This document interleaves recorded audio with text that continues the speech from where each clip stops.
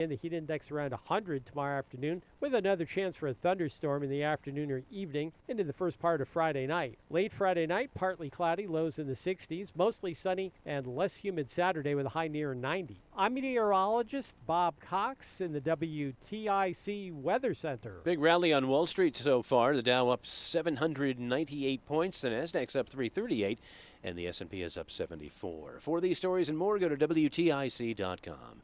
I'm John Silva, WTIC 1080 News. Hi, this is Sandy Terenzi and Mike Price from the Livian team at Keller Williams Legacy Partners. If you're thinking about selling, listen up. Spring is the most powerful season of the year for sellers, and Connecticut is on fire. While much of the country is cooling off, our local market is projected to hit record high sale prices across the state. The biggest mistake sellers make is waiting too long. The smartest ones prepare early. With the right strategy, marketing, and timing, you can maximize what your home sells for. Don't guess, get ahead of the rush. Contact us today at 860-855-SOLD. Brian Jackman here for CertaPro Painters. You know, I love my home, but I did notice in the kitchen especially that scuffs, faded colors. I knew I needed to do something about it, so that's why I got in touch with CertaPro Painters. They can do something that not only protects your home, makes it look great, makes you happy to be in that space all the time. CertaPro Painters is dedicated to bringing fresh color to your home with quality craftsmanship. Check it out yourself so you can schedule that free estimate online right now at CertaPro.com. That's Certa with a C. Each CertaPro Painters business is independently owned and operated. Time now for today's Spotlight on Money, sponsored by Ethos. Unhappy with your job? Talk to your boss before you quit. Is there something I can do to help sort of get over this hurdle? Recruiter Jason Wachtel says a conversation could solve some or all of your workplace issues. I think you have to have that conversation before you just say, I need to leave this job. But if you want to pursue opportunities, don't burn bridges on the way out the door. Because you never know what's going to happen in the future. I'm Rob Hart. If you own a small business, the pressure never lets up. Something's always coming at you. That's why business owners turn to LendSeek for funding. I don't need promises. I need options. LendSeek's AI platform showed me real funding choices. Now I can cover payroll, handle taxes, and go after growth opportunities without the daily stress. Up to $5 million with funding in as fast as 24 hours. No upfront costs. No prepayment penalties. Start ready, stay ready. LendSeek.com. LendSeek.com. When kitchen plans hit a setback, having the right partner makes all the difference. At Dean Cabinetry, our family-owned business brings over 25 years of experience to every project, helping homeowners navigate every step of a kitchen remodel. If you already have cabinet plans, we'll work with you to match your design and budget, often with higher quality at a competitive price, without starting over. Dean Cabinetry, your kitchen cabinet partners from start to finish. Do you owe back taxes or have unfiled tax returns? The IRS won't quit until they get your money. Here's great news, fresh from those in the know. Major changes have happened at the IRS. If you owe more than $10,000, you may be eligible for a 99% reduction of what you owe. Haven't filed a return for a while? Their happy clients are talking. The IRS was going to levy my bank account, but Guardian was able to prevent that and fix all my IRS issues. Thanks again, Guardian Tax. Need relief from crushing tax debt? The IRS now has special programs. Guardian Tax knows all about them. Personal or business, this is the fresh new break you've been hoping for. We aren't the company you call when you need a hug because you're scared of the IRS. Guardian Tax is the company that wins when you need it most. Guardian Tax Service is really great to work with. They really help me out. I'd recommend them highly. Call now for a free confidential consultation. 800-499-1424. 800-499-1424. 800-499-1424.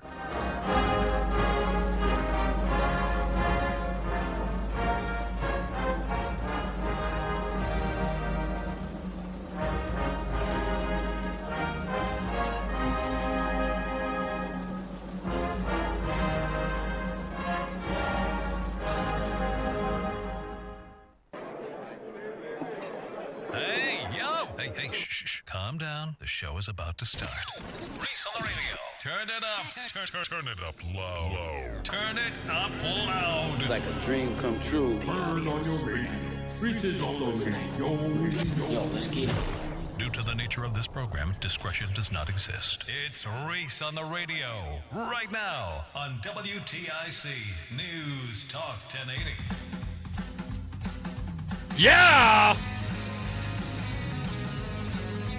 Animal! What's going on? Let's get it poppin', folks. All you scallywags, nutmeggers, conversationalists, and from what I hear, the socialists are listening too. And I ain't forget you haters. It's Reese on the radio on WTIC News Talk 1080. Raring to go today. In fact, it was roughly about 1:26 this afternoon. Sitting here in the studio, did all my show prep. There's nothing to do. Roland's over there doing his thing. I don't want to bother him. And I was bored, and I was walking back and forth, went outside, saw how hot it was. I've got to say, folks, summers are beautiful here. It's nice to be in 90-degree heat, and you guys lose your ever-loving minds. I had to deal with 114, 115-degree heat at like the wee hours of the morning. It was driving me nuts in Texas. But it was nice to see it. It is so wild because Roseanne and I got here end of October, and we've kind of gone through most of the winter, and all of that early spring was nothing, in my view, was still cold. Like we couldn't really get warm weather. I was starting to think it wasn't coming. And the other day we were leaving. I can't remember if we were just going out to run some errands or something over the weekend. And Roseanne instinctively, just this weekend, grabbed her coat and had to remind herself, oh yeah, it's 70s today. That's how cold it was in our minds the entire time we've been here. We forgot. Oh yeah, that's right, it's warm. So even I did that this morning. I looked directly at my leather jacket. As a habit, I went, yeah, do I have to take a coat? And I started checking the temperature. It was weird, but, you know, I love that I don't know. It adds a little bit of mystery to the day. It just does. And I'm happy about it. Congratulations, New York Knicks, and to John Silva.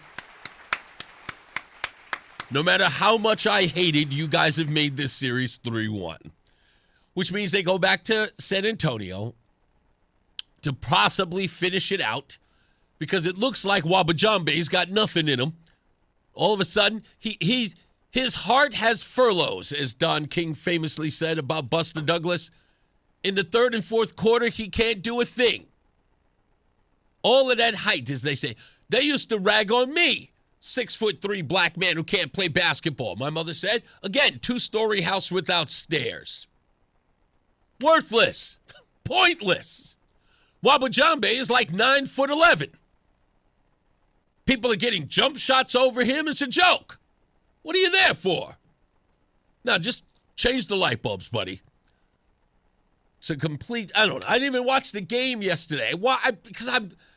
Here's why I'm not watching the game. I do not want to root for these animals that completely, think about it. When they lose, they destroy the city. When they win, they destroy the city. Animals, I tell you. That's why I hate the darn town. And I'm from there. Anyway, good luck. At least the winning will be in San Antonio. I don't know how the Knicks are going to get out of that town. I don't know. Them San Antonio folks, oof, they'll put it on you. Yeah, Matt, Wabajambe, because I can't pronounce his name, nor do I care. That's what I'm calling it. Matt says, go New York, go. Yeah, look, I want them to win because, again, I can't even hate on them because I love John Silva. I love you, Matteo. I got to show you guys some love because if I hate on them, I'm technically hating on you. And that's Matt Soroyce in the chat room from, of course, Brian in the Morning, our official sports guy. Can't believe he lives in New England and is still a New York fan. I don't know. I got to go deal with it. And congratulations, Matt. One of his young ones just graduated, going off to the next stage. Did the whole graduation at Yard Goats. By the way, speaking of the Yard Goats, Matteo, you'll be interested in this. So we have an idea that we want to introduce to the Yard Goats. Again, I don't want any props, maybe a finder's fee, but I want no props from it. We want to do a thing called the Yard Boat. You know, the big giant hot dog carrying thing. We want to do that. We want them to change the name. So hopefully they'll consider it. Because I think it's smart. You could do it for a myriad of things. Carrying a bunch of beer, when you go. Imagine you and 7 guys, or you and 5 guys, and you got that one person who's carrying a beer around. You got a yard boat. You can holes at the bottom and put all the beer in. Little carrying case. It's cardboard, so it's disposable. It's like Colin and National Guard, Reese. They're going to be carrying the Statue of Liberty down 7th Avenue. They will. They definitely will. So yeah, I'm sure it'll be over when they get to San Antonio. What is it, a game in 2 days, Roland? They have a 2-day break. It's Saturday. Oh yeah, 2-day break. Okay, so 3-day break. Okay, that means Saturdays. Just forget about it. They should at least let it go 7. They should. What's that? Well, we'll see. Yeah, we'll see. Thank you, Matty-O. See, Matt Soroyce said it right there. $1 million idea, the yard boat. Marketing genius, my friend. Marketing genius I am. I can never do marketing, though. That's sitting in an office doing, coming up with ideas all day. It can be boring for me. That's my creative juices flowing. Anyway, I want to give a shout out to Mike Cirilli, WTNH political reporter. I didn't even know. I did not prompt him. He and I did not have a discussion about it, but he did a story yesterday about the Eversource press conference with Governor Lamont that I attended, and he was kind enough at the end of his story to feature myself and my cohorts. I think what he said, I had some cohorts with me, which was Adam 12 and Roseanne, but he talked about my exchange back and forth with Ned Lamont in his article. It wasn't on a video piece, but it's in a written word underneath his piece on WTNH.com. So I appreciate him putting me in there. Again, unprompted by me, he put it in there because, of course, there was a heated exchange between myself and Ned Lamont that he thought was relevant to the story, and I appreciate him for doing that. We don't do a lot of press around here. It's not like our billboards are everywhere, so in a lot of ways, publicity is publicity. This is one of those things where people know, oh, this guy Reese on the radio had an exchange with him. Who's he? Maybe someone will, check out the show. It is helpful, and I appreciate that. Again, unsolicited, Mike Cirilli from WTNH. Thank you so much for the shout-out. And I posted the piece on my X account, so if you'd like to see it, go to Reese on the radio on X, and you can see it there. It's pinned to the top of my page, so you can see it there, so you can read what he wrote. How much you think it costs to get you on some city buses? I don't know. What you think the price is for that? I would say at best about $2,500 a month. Oh, it's a monthly. Yes, it usually and you have to buy it in a package. You can't do an annual thing. You could. It is probably a lot of money. It's just like any other advertising sort of package, if you will.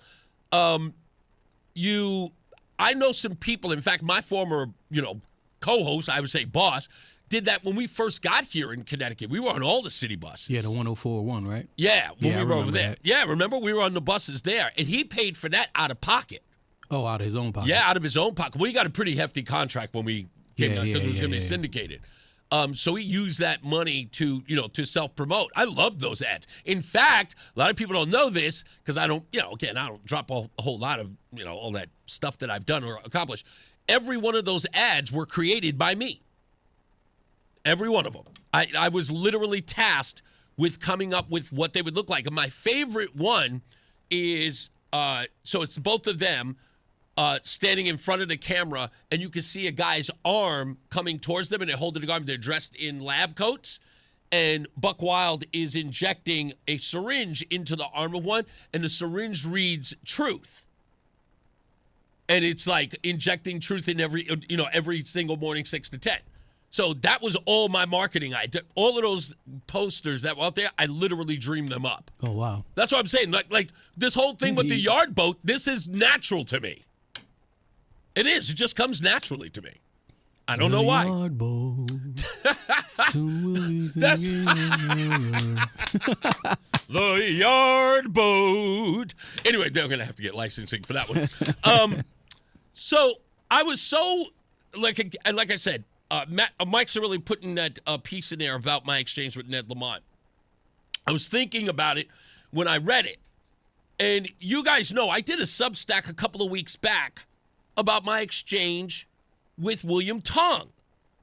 And I even say in the audio to William Tong, I've been trying to get you on the program for the longest.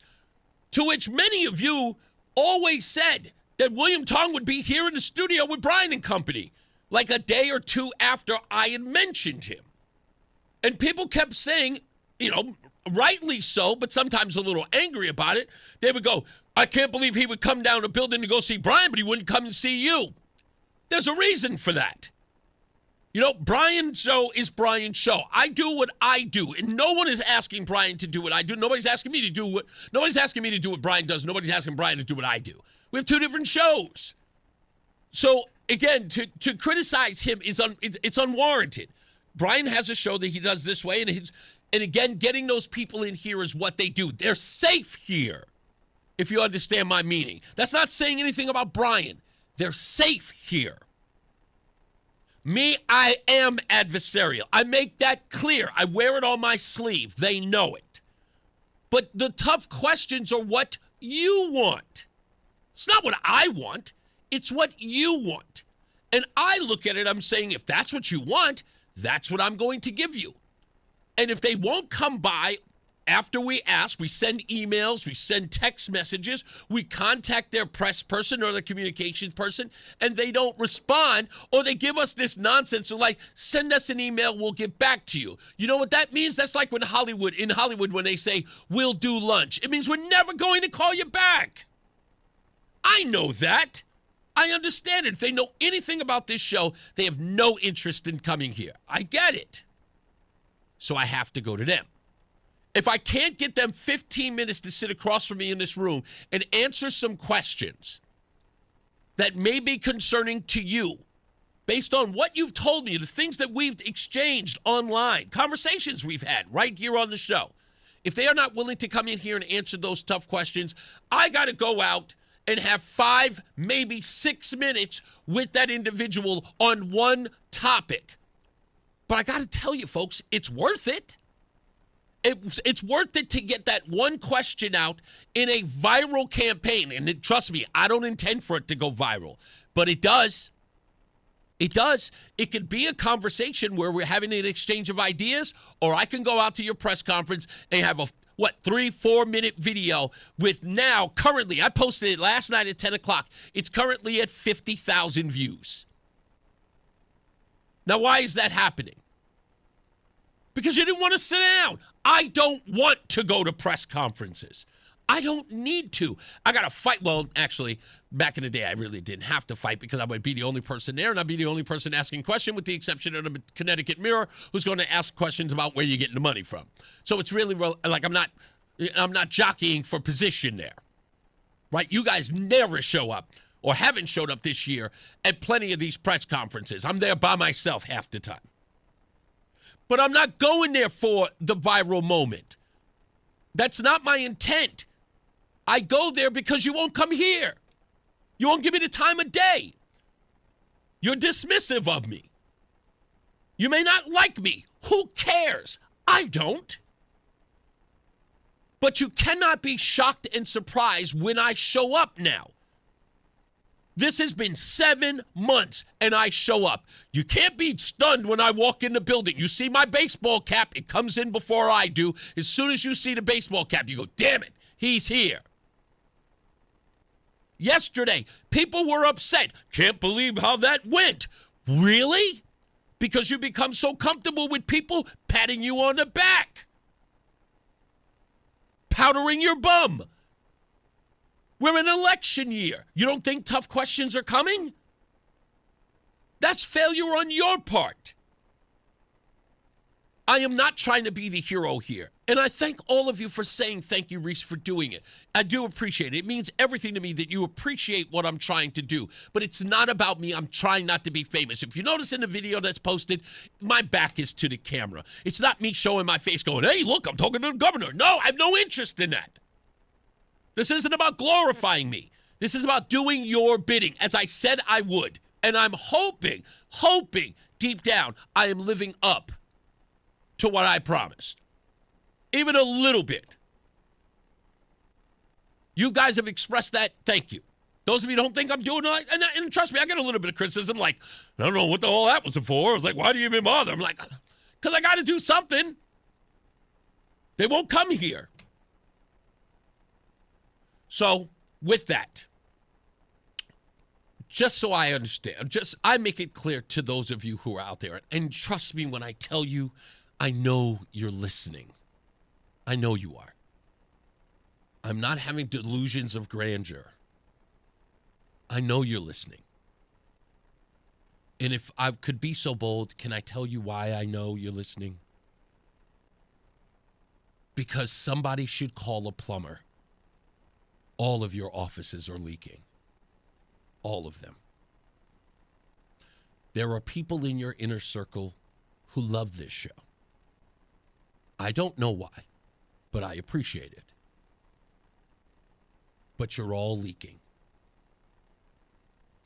So, come on down so I don't have to go there.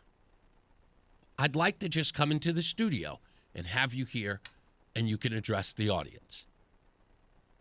But until then, just expect me to be there. And I will always keep it respectful. You know that. The evidence is there. I always keep my cool. I don't yell. I don't scream. I don't berate. That will never be my character. So, the invitation is open. It is always open, as is that door. We'll take a break. We'll come back more on this when we return. It's Reese on the Radio. Get a head start to your day with WTIC News Talk 1080. Listen to us live on the Odyssey app before you even hit the road. Get the breakdown on the biggest news stories that Connecticut is talking about. To get started, download the Odyssey app and search for WTIC News Talk 1080. Hi, Dave Berger from Modern Plumbing Supply. Did you know the average person uses a toilet 2,500 times a year, and the average toilet lasts 25 to 30 years? So with that in mind, wouldn't you want the best? Stop in today and see our extensive line of Toto toilets, the world's largest toilet manufacturer. Modern Plumbing Supply on the Berlin Turnpike in Berlin, featuring Toto toilets, a brand we proudly stand behind. No pun intended. Great design with you in mind. Modern Plumbing Supply.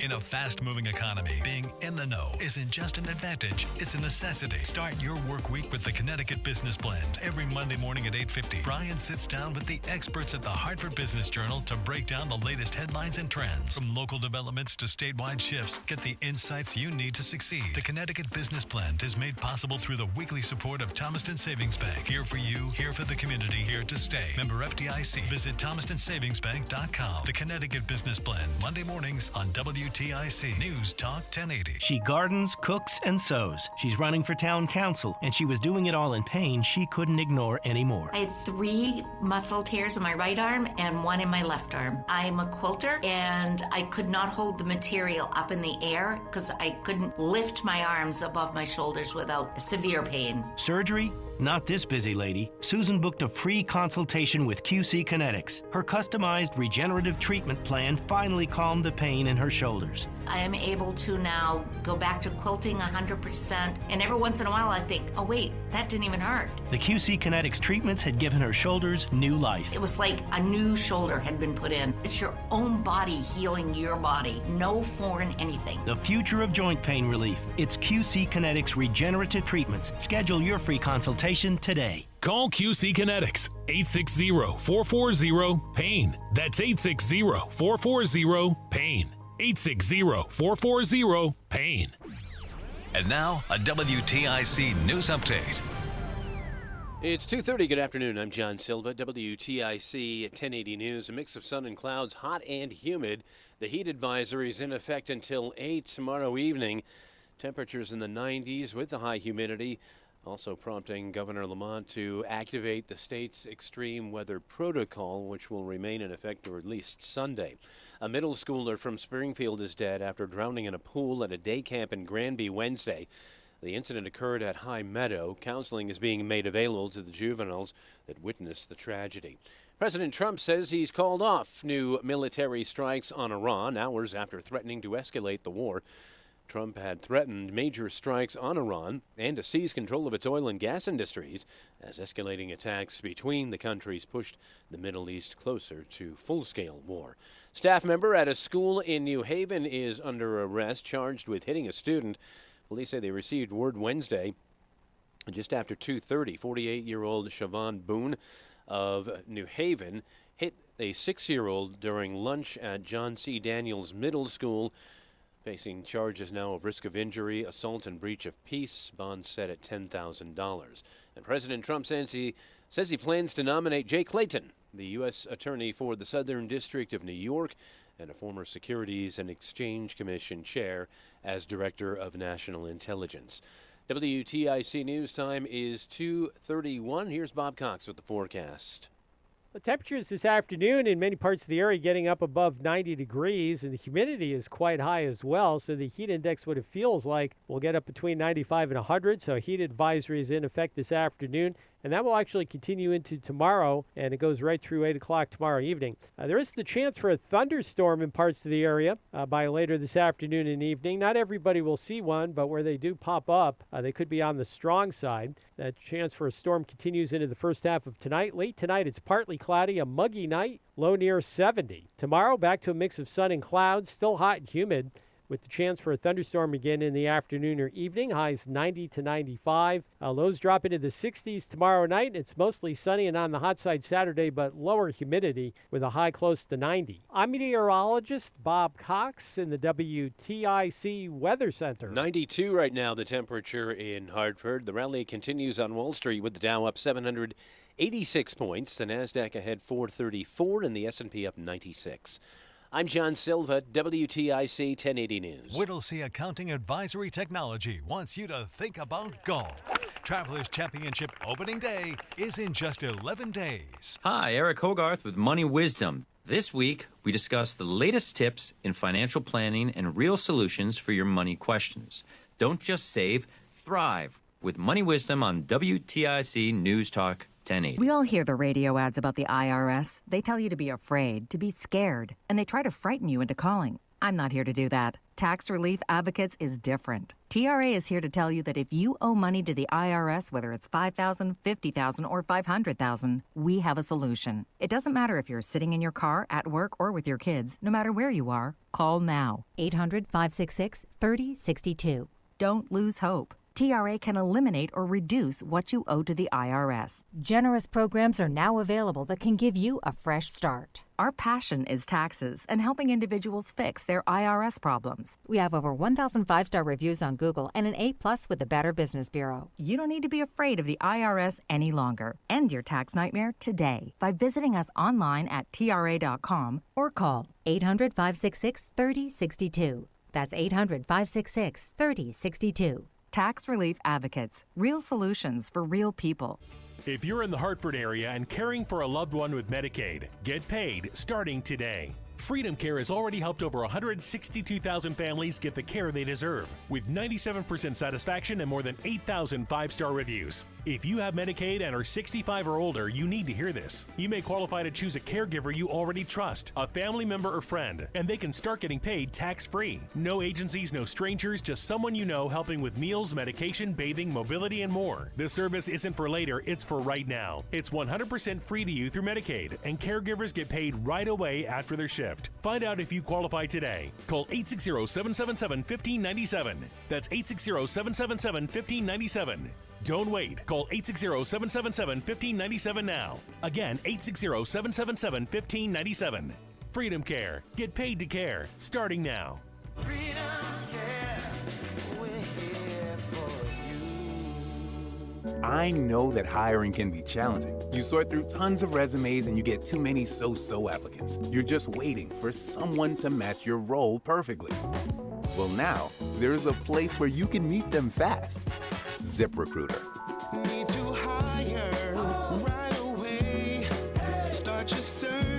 for strong candidates. The right fit awaits. Build your team, build it sooner. Meet your match on ZipRecruiter. Just head to ZipRecruiter.com/free right now to try it for free, and you're on your way to meeting your match. 4 out of 5 employers who post on ZipRecruiter get a quality candidate within the first day. So try it now. Go to ZipRecruiter.com/free. Once again, that's ZipRecruiter.com/free. Meet your match on ZipRecruiter. Try it free. Getting a little older doesn't have to mean, well, getting older. This is Dale for Northeast Men's Health, and if you're feeling low energy, can't sleep, can't lose weight, are struggling with brain fog and your sex drive is off, it's time to change it up. At Northeast Men's Health, our advanced medical strategies featuring TRT, GH peptides, NAD+, GLP-1s, PDA, and more treat low T and other hormonal issues to help you shed pounds, have more energy, enhance your body composition, improve sleep, increase your sex drive, and so much more, getting you back in the game again. So don't be older, be stronger in the gym, be sharper at work, be better in the bedroom, and be more confident in every part of your life. So call us today and find out how our advanced treatment strategies could change the game for you. Your first visit is just $99 and includes blood work and a medical consult. And if you start on one of our advanced treatment plans on the day of your appointment, your visit is free. Call 800-930-5956 or go to northeastmenshealth.com. Featured therapies are compounded and have not been evaluated nor approved by the FDA. Provider prescription required. See website for details. From the FIFA World Cup to competitive business environments, grand ambitions lead to game-changing achievements. At Bank of America, we're there to support businesses at every step, providing insights and expertise to help you gain an edge. He shoots, he scores! What would you like the power to do? Explore winning business solutions at BofA.com/gamechangers. Bank of America, official bank of the FIFA World Cup 2026. I know that hiring can be challenging. You need someone to match your role perfectly. Well, now you can meet them fast on ZipRecruiter. Build your team, build it sooner. Meet your match on ZipRecruiter. Just head to ZipRecruiter.com/free right now to try it for free. That's ZipRecruiter.com/free. Meet your match on ZipRecruiter. Try it free. Fan of WTIC? Then do us a favor. Download the free Odyssey app and favorite WTIC. Who knows Dan Haar? Do you remember when we had him on the show not too long ago? Like maybe a year or two ago? Does that ring a bell to you? Nah, it doesn't ring a bell. It may ring a bell to some of you. Dan Haar, if you're listening to the program, which it looks like you do, you said, I don't know who this Reese on the radio guy is. And I don't know what I'm talking about. Dan, I think you know the number here. Please explain what I don't know. I'd love to hear it. And, that's something that you posted. I'm not exactly sure what I appeared to be confused about. I just want to make sure I read it correctly. I don't know who this Reese character is, but he obviously hasn't taken the trouble to learn about the issue he is asking about. And what he is talking about is my question that listeners, now again, nothing to do with me, which, again, mischaracterize it all you want. But what my question was that listeners of WTIC believe that the gimmicks of a $200 rebate and $34 of a discount between May and September is nickel and diming them and a gimmick. That's all I said. That's all I said. And I asked the governor to address listeners who feel that way about election time gimmicks. I'm not exactly sure where I don't seem to sound like what I'm talking about, because I am not talking about anything that has to do with policy. I'm talking about the governor pulling another, in my view, stunt. Many of my viewers, listeners, who believe a stunt is taking place. And I am speaking for them. So again, I want to make sure I read this right. I don't know who this Reese character is, but He obviously hasn't taken the trouble to learn anything about the issue he's asking about. I'm not asking about an issue, Mr. Har. I am simply conveying to the governor concerns of the audience and people who live in the state, ratepayers, who's saying that you're not reducing their bills and giving them $200, which failed, $34 discounts, are nickel and diming them. Do I have something wrong? And again, I'm sure you know the telephone number to the show and the hotline number. Now, again, grown men here. I don't do the whole back and forth online and all that other stuff. I'm not a teenager. But you're a journalist. And I don't even know if you even watched the video. I'm hoping that you did. But even if you did, that would be concerning. So, again, like I said, no harm, no foul. I just wanted to know whether or not if there's something here that I'm missing. But I have your number here somewhere. I'm pretty sure I'll find it. I'll give you a call. So, just, again, I'm just reading what you wrote. And let me just make sure that I got this right here. So, I don't want anybody to think that I don't know what I'm talking about. I want to play the audio so that you can hear it for yourself and then ask the question, what is Mr. Har talking about when it comes to my audio? Is this it? Yeah, I think this is it. This should be it. I'm hoping that it is. Let's find out. Right there? Yeah, that looks about it. Started off by saying what we did by take back the grid and get some of the junk. I'm going. Bills go up, and many of the critics, as I said, who are the ratepayers, are saying that these initiatives that you're bringing up in the election year are just nickel and diming them. So what are we doing as far as making sure that we're bringing... The only state in the country... No, I'm just talking about Connecticut, sir. You're the governor of Connecticut. We are the only state in the country that actually reduced electric prices as of May 1. Yeah, but what do you say to the critics who say you're nickel and diming them? What do you say to the critics, the ratepayers, who say that you're nickel and diming them with this $200 thing, this $30... I'm sorry? Maybe you say $30... No, I didn't say that. I just said my listeners at WTIC call this directly a nickel and dime. Pardon me one second. They call this directly. My listeners who pay the rates here say that you're nickel and diming them with these amounts of money. You're saying that I think $35 is nothing. They think they're the ones who are paying it. So what's your answer to them? We're the only state in the country that reduced electric prices. We did that by the natural gas hedge, which makes an enormous difference. We got a lot of the junk out of the rate base. So I'm going to ask again. What is it that I missed on the issue? Or that I don't know what I'm talking about? That's all.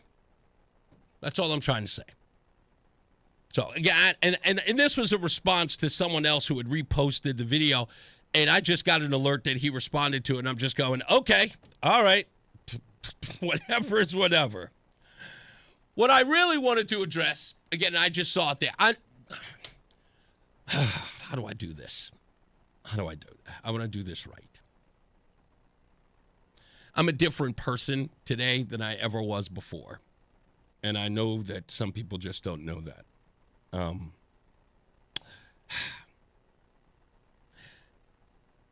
I want to have a conversation, Mr. Har. If you want to have a conversation about what I don't know what I'm talking about so you can clarify or sort of, I don't know, put a little more context into your post, I'd appreciate it. But you know the telephone number here. I hope you do, so that I can understand exactly what you mean. You're the journalist around here. You know, I've even cited your work here on the program. So I'm not exactly sure what that was. But as a journalist, I would hope that you heard what I wrote or heard what I said in that video and then explain. I don't know if it's because I'm a conservative and I know that you're kind of on the left and maybe you're a supporter of Ned Lamont. I don't know. But it seemed a little half-ass on my part, just from my point of view. But anyway, back to what I was doing. I got this message from Adam 12 because he received this message. And it reads like this. I would like to invite you to join Governor Lamont for a bill signing ceremony on public safety recruitment and retention legislation, HB 5003. The event details are today at 11 o'clock in New London, at the New London Fire Department North Station at 240 Broad Street in New London. Cyrus, who is the deputy press secretary, writes, and I quote, "Please RSVP to this email to reach out with any questions." Now, I met Cyrus.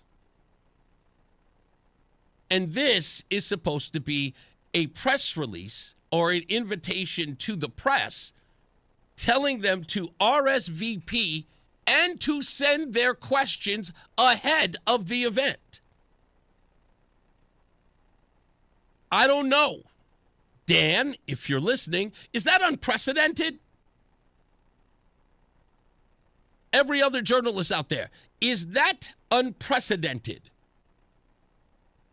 Where a public event, where a press conference is going to be held, you have to RSVP, I want to make sure I read it right, RSVP to this email or reach out with any questions. About what? Questions about the event? Questions about staging? Logistics? Why would anybody RSVP to a bill signing? I've never heard anything like that. And again, seems odd. But again, I can misinterpret this. Maybe Cyrus isn't being, I don't know, Cyrus isn't really fully giving the scope of what this small little email says. But RSVP before a press event? I was just at a bill signing for a huge bill in downtown Hartford where the governor signed a bill with the Secretary of State and the ACLU, a bill that, a bill for, why am I forgetting our name of it now? No excuse absentee ballot. That's what it was. And I just showed up. There was a security detail there. I walked in. People saw my WTIC shirt. Walked right in. Stood right at the podium. Now we're RSVPing for a bill signing on retention? What happened?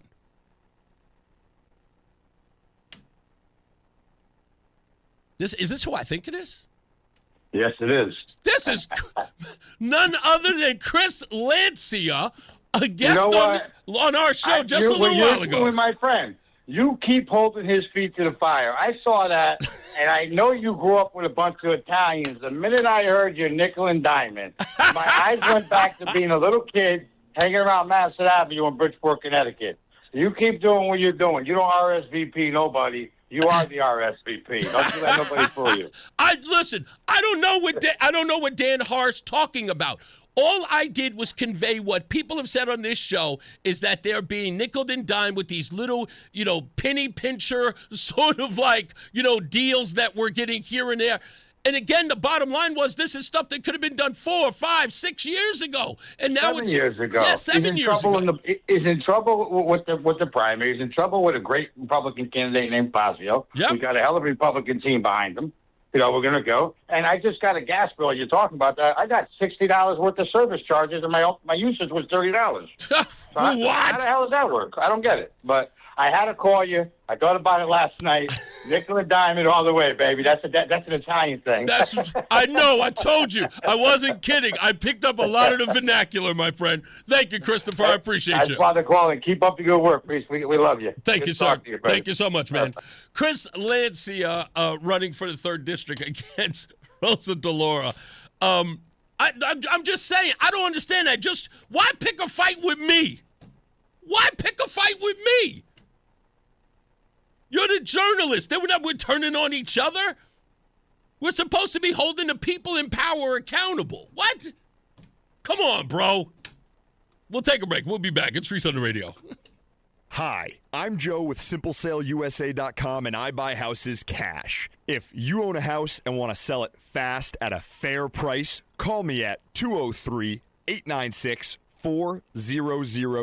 I can pay cash and close in as little as 7 days. I buy houses in any condition, any price range, and more importantly, anywhere in Connecticut. I'm a private real estate investor who buys several houses a month, and I want to buy more. I buy inherited houses, divorce houses, behind in payment houses. I even buy my tenant won't pay me the rent houses. Do you own a house that is trash and needs thousands of dollars in repairs? Great, because I love buying junk houses. I buy vacant houses, abandoned houses, condemned houses, and even foreclosure houses. If you own a house and want to sell it fast, call me at 203-896-4000. That's 203-896-4000. 203-896-4000. Finding great candidates to hire can be like, well, trying to find a needle in a haystack. Sure, you can post your job to some job board, but then all you can do is hope the right person comes along, which is why you should try ZipRecruiter for free at ZipRecruiter.com/radio. ZipRecruiter doesn't depend on candidates finding you. It finds them for you. Its powerful technology identifies people with the right experience and actively invites them to apply to your job. You get qualified candidates fast. So while other companies might deliver a lot of hay, ZipRecruiter finds you what you're looking for. The needle in the haystack. See why 4 out of 5 employers who post a job on ZipRecruiter get a quality candidate within the first day. ZipRecruiter, the smartest way to hire. And right now, you can try ZipRecruiter for free. That's right, free at ZipRecruiter.com/radio. That's ZipRecruiter.com/radio. ZipRecruiter.com/radio. ZipRecruiter. My name is Whitney Allen, and I'm a widow. My husband, Ryan, died. We never thought we'd ever have to use life insurance, but the unexpected happened. With Ethos, signing up was fast and 100% online. You can get a quote in seconds, apply in minutes, and get same-day coverage. No medical exams, and you can get up to $3 million worth of coverage. I'm grateful we were prepared. Get your free quote at ethos.com/radio. That's ethos.com/radio. Paid spokesperson. Time spent on application may vary. Online health questions required. If you own a business, you've heard it all. From fast funding to easy approvals, everyone says the same thing. LendSeek is different. We show you what you actually qualify for. LendSeek's AI-enabled platform matches you with funding options with no guesswork. Up to $5 million in as fast as 24 hours. If you've been in business over a year, doing at least $50,000 per month, apply for free with zero out-of-pocket costs and access to over 100 lenders. Start ready, stay ready. Lendseek.com. LENDSEEK.com. It's Reese on the radio on NewsTalk 1080 WTIC. All right, back Reese on the radio. And we just, I don't want to be, I'm just trying to be, again, don't start, won't be none. I'm a nice guy. We got some guests coming in today. Rob Vardaro is going to be on the program. You may have seen a lot of his stuff online. This is the guy who famously did this, I want to say, last winter? It was such a big deal. We had, it was such a funny thing that we couldn't wait to have him on the show, and sure enough, we got him real fast in a hurry, thanks to Adam 12. Remember this? To explain the trials and tribulations that every immigrant and every refugee goes through to get here, and to press this country to the border. I stuck in the border. Go Trump! Go Trump! Hey Murphy, you're a scumbag. Thanks, man. Thanks, buddy. Rob Vardaro's calling in about a half an hour.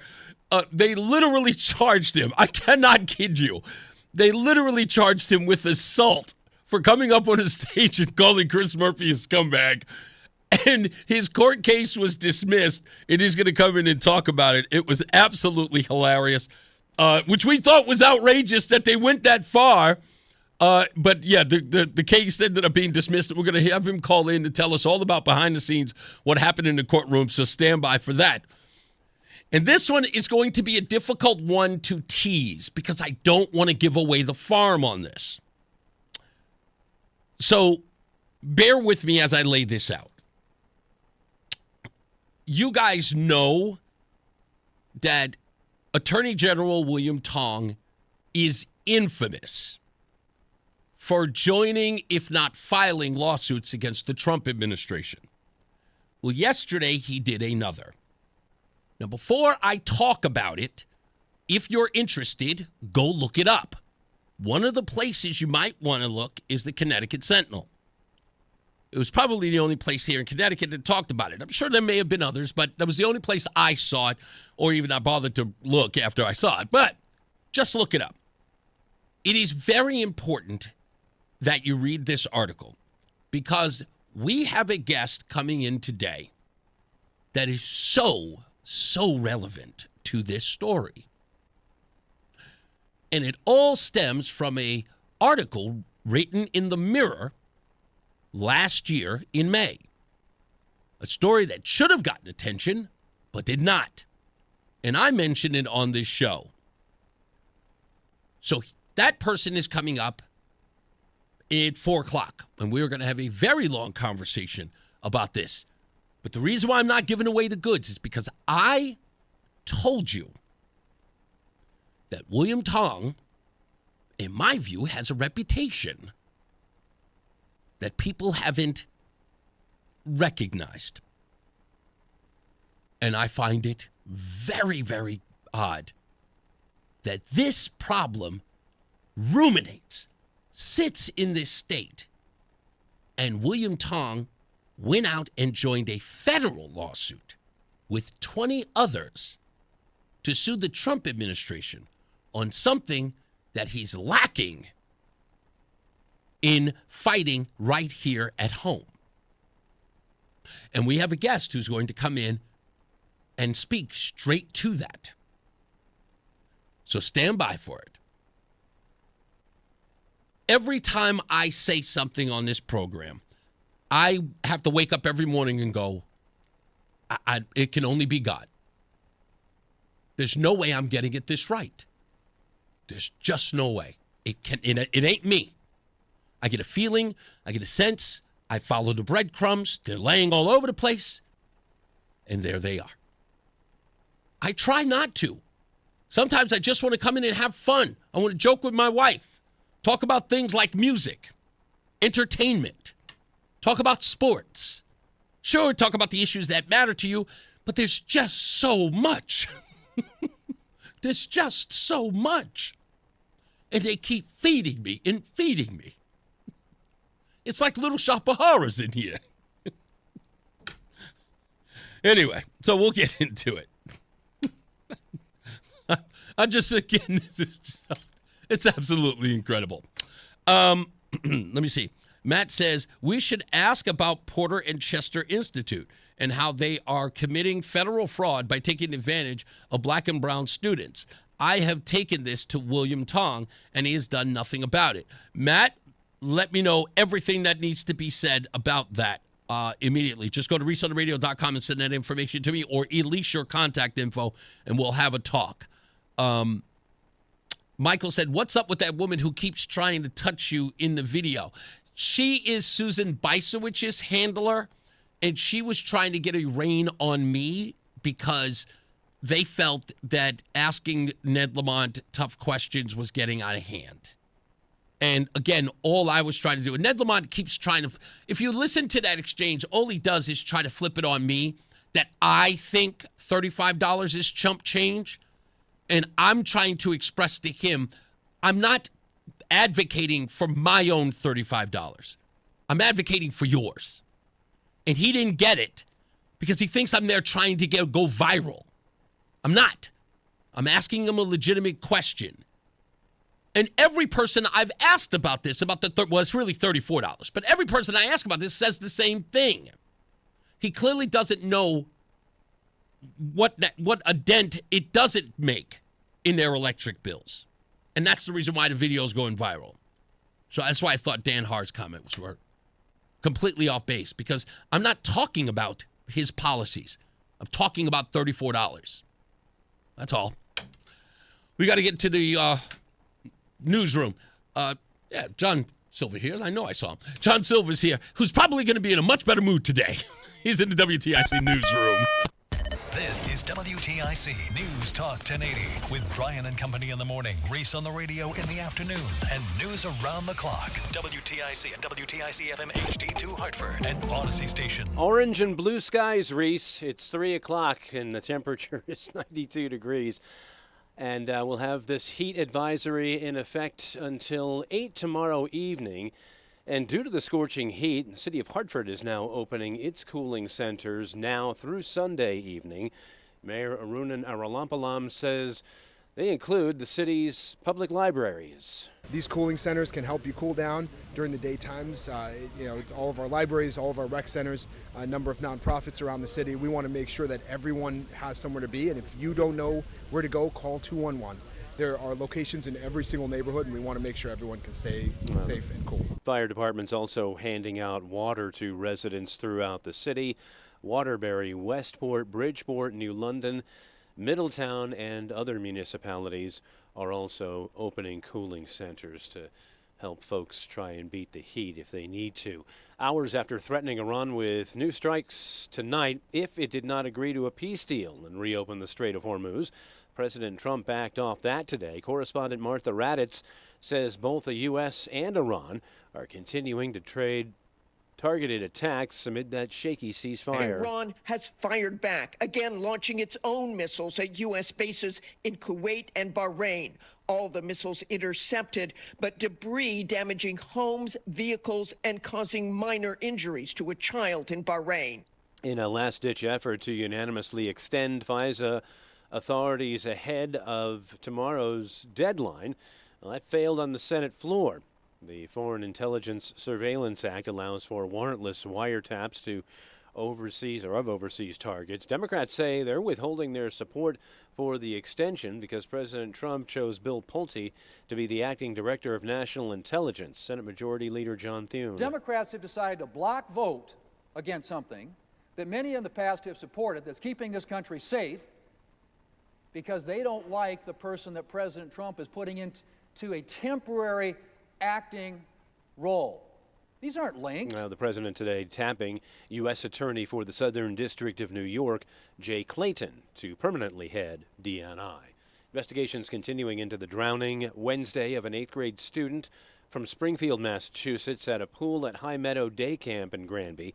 The child was on a field trip to the camp. Police received the emergency call around 2:30. They began life-saving efforts.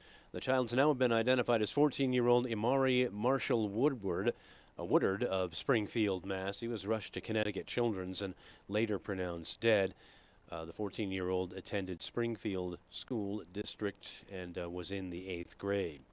Tuition reimbursements, mortgage assistance, better health care. Some of the numerous perks first responders will now become eligible for in a new plan Governor Lamont has signed into law. State Police Lieutenant Colonel Chad Gomez says it'll boost the morale of the rank and file. As we face increased scrutiny and criticism of law enforcement, it's important to acknowledge the significant challenges this creates for our profession.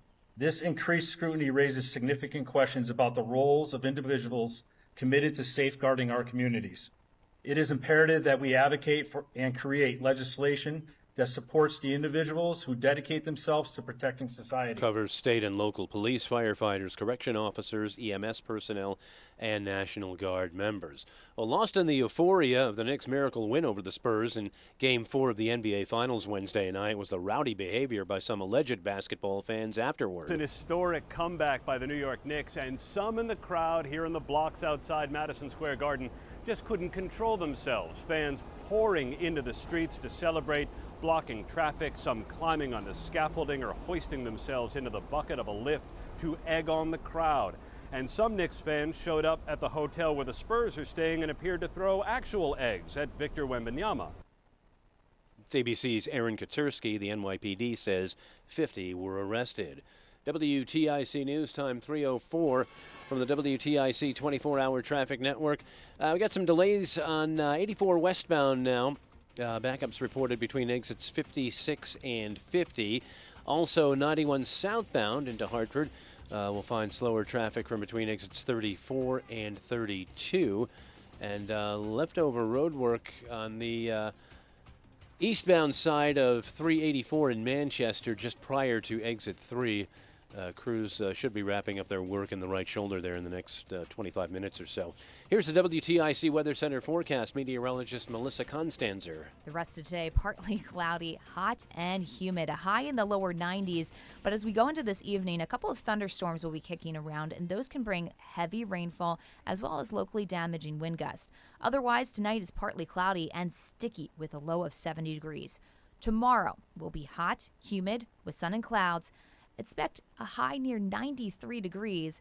There will be some late-day thunderstorms. It'll be strong to severe with heavy rainfall that could lead to flooding, damaging wind gusts, even the potential for hail. Those will die down tomorrow night, and we'll hit a low of 67. Saturday, mostly sunny, hot, less humid, a high near 90 degrees. It's still going to be warm, but again, a little less humid.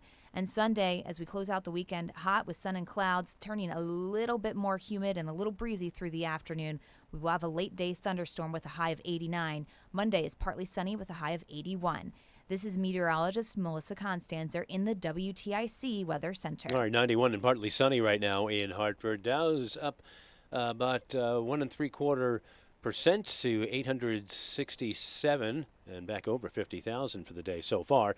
NASDAQ's up 460. S&P is ahead 103 points. For these stories and more, go to WTIC.com.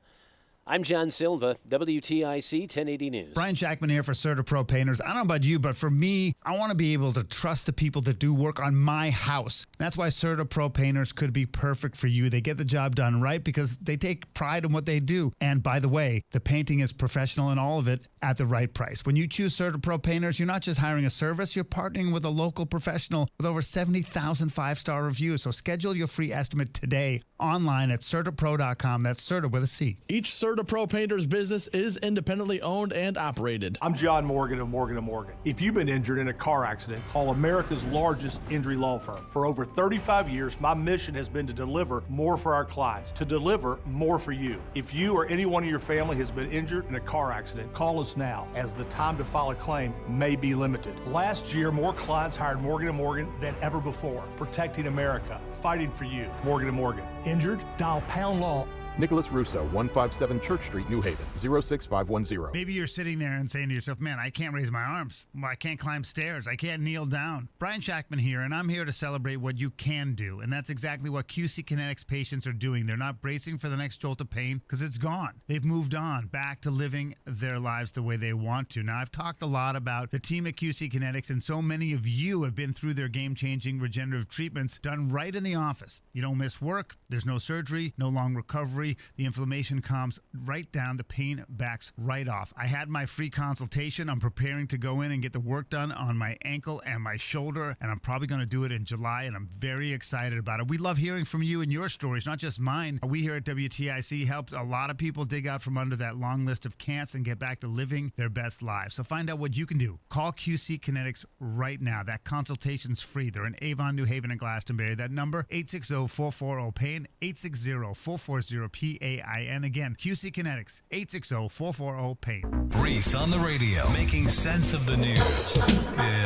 Even when it makes no sense at all. Now on WTIC, News Talk 1080.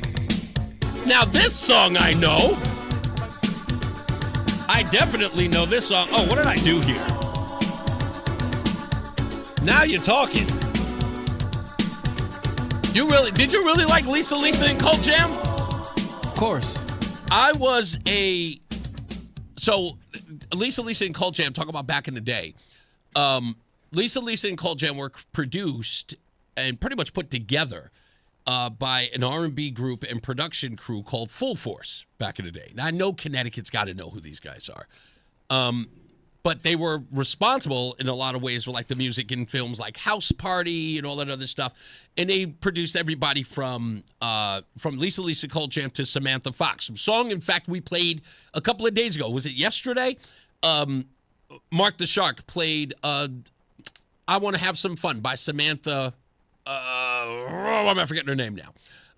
They produced that. Full Force. They produced that. So they had a signature sound back in the day. Very synthesized. Yeah, I like that song. Yeah, they had a very synthesized, upbeat sort of dance sound. Samantha Fox. It came right to my head.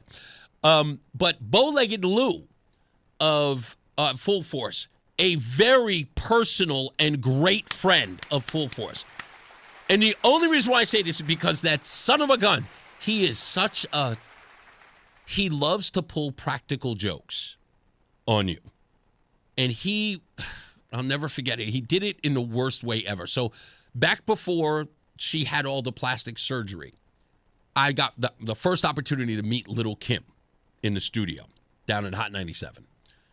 And she came in, and Bow-Legged Lou was in the building over at the R&B station, Kiss FM. So anyway, he comes over, and he's like, hey, Reese, what's up? Gives me a pound, blah, blah, blah, blah, blah.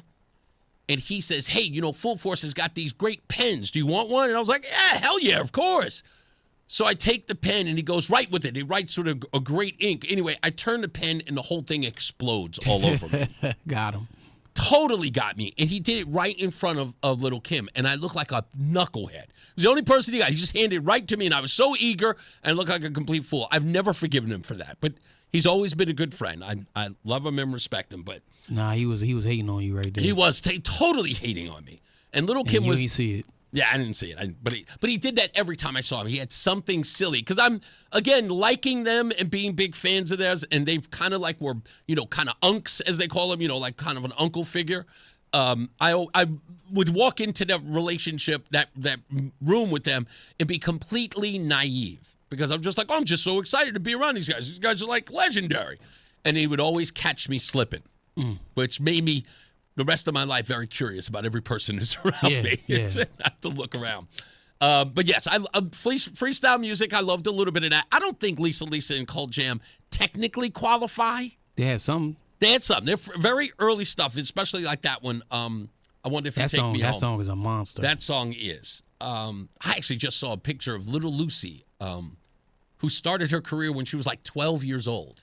Take me in your arms. Mm-hmm. That whole way. I just saw her as a grown woman. She's still younger than, she's 40-something. I'm like, she my age. Damn. I'm I keep forgetting how young she was when she came out.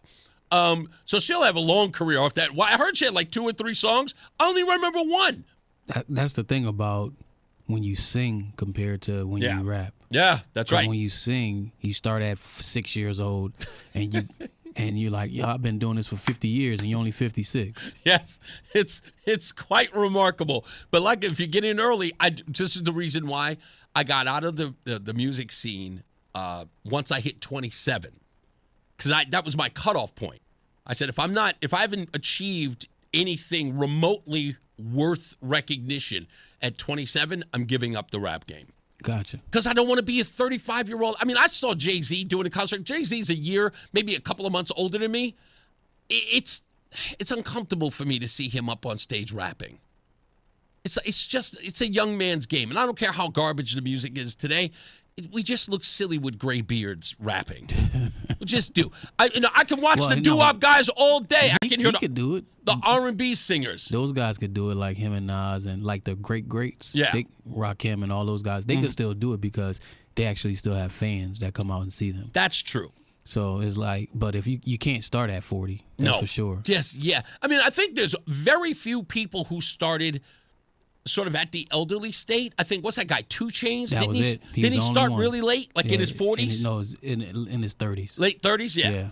That, again, that's for me, is somebody's we're going to give you a record contract. He didn't just start. He's been doing it. No, he just made it. Right. He didn't make it until he was in his 30s compared to other people. I guess that's the thing. You'd have to keep doing it until you make it. Yeah. No, but that's not for me. Like I said, Rob Vardaro's calling in on the show to talk about his case that got dismissed yesterday, I believe, maybe even the day before. We'll have him on the program. Also, we've got a special guest and an entrepreneur who's coming to the show at 4 o'clock to talk about his ordeal in Connecticut, based on a story that came out last year on May 7th that's being ignored here in Connecticut while a federal lawsuit is being launched by the likes of William Tong. We have to get into that. Also, I don't like bringing up religious conversation on radio because it gets into the weeds sometimes where people get upset. And I'm not trying to do that here. I just thought this commentary was worth discussing even for a little bit. So what I'm going to do is I'm going to play the audio. If you want to call in later on in the show to talk about it, absolutely. But just hear me out. Let me play the audio first. Thinking about it amongst yourselves. If we have enough time, which I think we might, you can call in 860-522-WTIC, 860-522-9842. Steven Spielberg has a new movie coming out called Disclosure Day. And many people are equating it to the second coming of Close Encounters of the Third Kind. I'm a big fan of that film. I'm a big fan of sci-fi with limitations. And the last time Steven Spielberg dragged me into a movie theater over the future and sci-fi, I was let down. And that film was called AI with Haley Joel Osment and Jude Law. In fact, I distinctly remember saying after I walked out of the film, that movie should be called AI Just Got Beat Out of $10. I still think that. Because that film was garbage and long. But Disclosure Day is being said to be one of his greatest films, and it has made believers out of skeptics. That it's so well done. The story is so put together, so well put together, that many people believe that Spielberg had kind of some insight into what Donald Trump has been revealing as far as UFO information and all that other stuff. So I'm going to play what Steven Spielberg said here, and I've got some thoughts. Here's Steven Spielberg talking about the movie and religion. The movie. Oh, how did I do that? This is due to the fundamental beliefs that many of us have. And, is God our God only on this planet? Or is God a God for every system where there's civilization, intelligent life, and even developing life? Okay, so if you missed that, I'll play it one more time. Sorry about the delay there. The movie also takes the position of the church. What does this do to the fundamental beliefs that many of us have? And, is God our God only on this planet? Or is God a God for every system where there's civilization, intelligent life, and even developing life? Now, I just want to express what my point of view is here. I don't think Steven Spielberg is taking the position of the church. Not that I don't believe he's gone to one or has even consulted one. I don't know. I can't tell you that. Maybe he has, maybe he hasn't. He hasn't really disclosed, pun intended, whether he has or not. But I've got a problem with him saying that the position of the church is we believe that God is our God in the sense of human beings versus the God of the universe. I'm under the impression, again, all of you scholars who, again, I just got baptized. I'll consider myself a novice, an amateur on the subject. But from the way I was raised, I got a lot of years within the Catholic Church, and I believe that, I kind of understand a little bit of scripture in the Bible and how we are as a religion, organized or not. But I don't think I've ever heard anyone suggest that God isn't the God of all living things in the universe, even extraterrestrial, unless somebody's telling me something different. Now, that could very well be my naivete. But when I think of God of the universe, and at the same time holding the belief that there is intelligent life or life, for that matter, anywhere else in the galaxy or in the universe, because I do believe that. I have no facts to support it because I've never been visited, but it is something that I believe. Now, I will stand by my saying that belief is for people who lack knowledge. That's right. That's why I believe, because I don't have knowledge. Until I have knowledge, I believe. And I understand that my beliefs can be changed with the facts. So just going based on my belief, believing that there must be other life out there, I'm under the impression that the God of the universe is the God of that one too. That's all I'm saying. That's all I'm saying.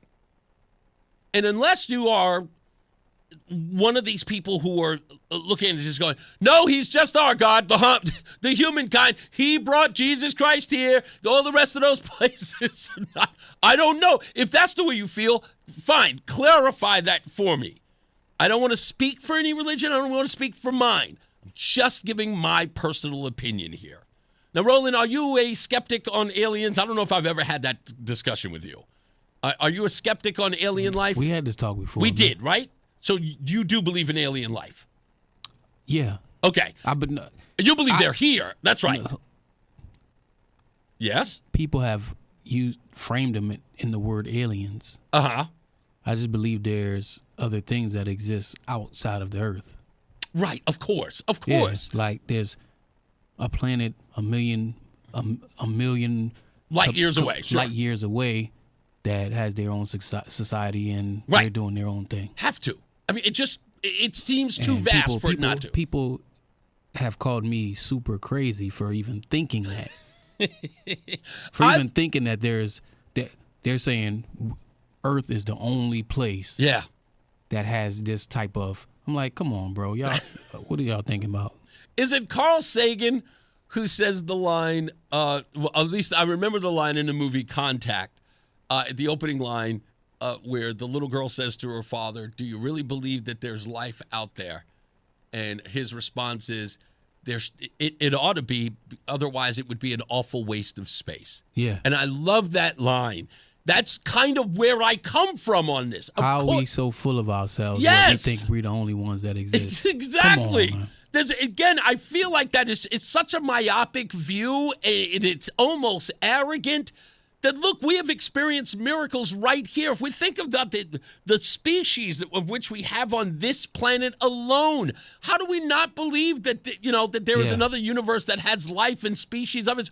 I know we have this weird view that is done in Hollywood. Like, we have a tendency to think that the stuff that's portrayed in Hollywood that shows aliens always looking ugly and nefarious, that will, of course, kind of cause us to resist the idea that there's other life out there. And if it is, it must be harmful. Yeah, and it must be horrible. Yeah, it must be horrible. Again, this is my naivete. And again, this is about what I believe and not what I know. You think about it. People, if you watch from Edward Scissorhands, any Tim Burton film, all the creatures and characters from Avatar and different. You think they just make that stuff up out of thin air? You believe that there is something. Ideas, it may not be that, right? But the idea had to come from something, and it could have been something that looks nothing like that, but it gave off an illusion that whoever's the writer or the character drawer, the art designer, they took it in and said, "Oh, let me make this out of that." Yeah, a vision, if you will. Yeah. Let me talk to Bob real quick. He's one of the only people who called on this. I guess it made other people nervous. Bob, what's going on, sir? How you doing, guys? Carl Sagan is great. Yes. A long time ago, he had a series, Cosmos. Yes. And it starts from his view, and it's pretty in-depth, millions and millions of years ago. One thing he said in that series, there's a lot of life on other planets, but a lot of them might be a little amoebas. Right. A lot of them might have already been past us and blew themselves up. Right. Animals are the same. Animals will always eat each other. Everybody says, well, why do people kill each other? Other animals kill each other. It's part of surviving. Yes. So other planets might not. They're just crawling out of the lake. Other planets, they blew themselves up. Can I? But this thing with the Spielberg thing about people of the church. I don't know if you're pious. I don't know if you're remotely religious or spiritual. But is there a sense that we believe that it's only our God and not the God of the universe? I mean, isn't it reasonable? God invented the universe. Yes, exactly. Is there anything wrong with that? Yes, that's my point. That's what I'm saying. I'm like, I don't think that anyone in the church has ever expressed. It's just, like, even use the terminology, our God. I've never heard that before. Yeah, I mean, something had to do. I lost you, Bob, for some odd reason. Yeah, say it again. I lost you real quick. It is weird. Yeah, I just thought that was a weird framing. And like I said, I don't know if he's ever talked to any religious folks, but I've never in my lifetime, and there may be some people out there who think that, but I've never heard it in my 56 years, anyone refer to it as our God, and he is not the God of the rest of the universe. I've always heard the God of the universe. So my interpretation could be wrong again. But thank you, Bob. I mean, until we really know, no one's going to be right. But it is cool to look up in the stars. Damn right. Up in the sky. And when you look up in the sky, we see like about 0.11111%. Exactly. So much more behind there. It's like looking at the head of a pin, my friend. Thank you, buddy. Oh, yeah. You got it. Let's go to Gary in Southington real quick. Hello, Gary. How are you? Good. Hey, Reese. So here's what I believe in. Okay, I'm not scared. I'm not afraid of this topic. Okay. I think I hear this all the time, and it makes us feel good that there's got to be. Yes, there's other planets out there. There's other galaxies. But when you think about how the Earth is formed and how the sun has to be in the perfect spot, correct. The moon has to be. Okay, that doesn't mean there's another setup like this. Yes, there's definitely other planets, but that does not mean that there is. And guess what? It's never going to happen.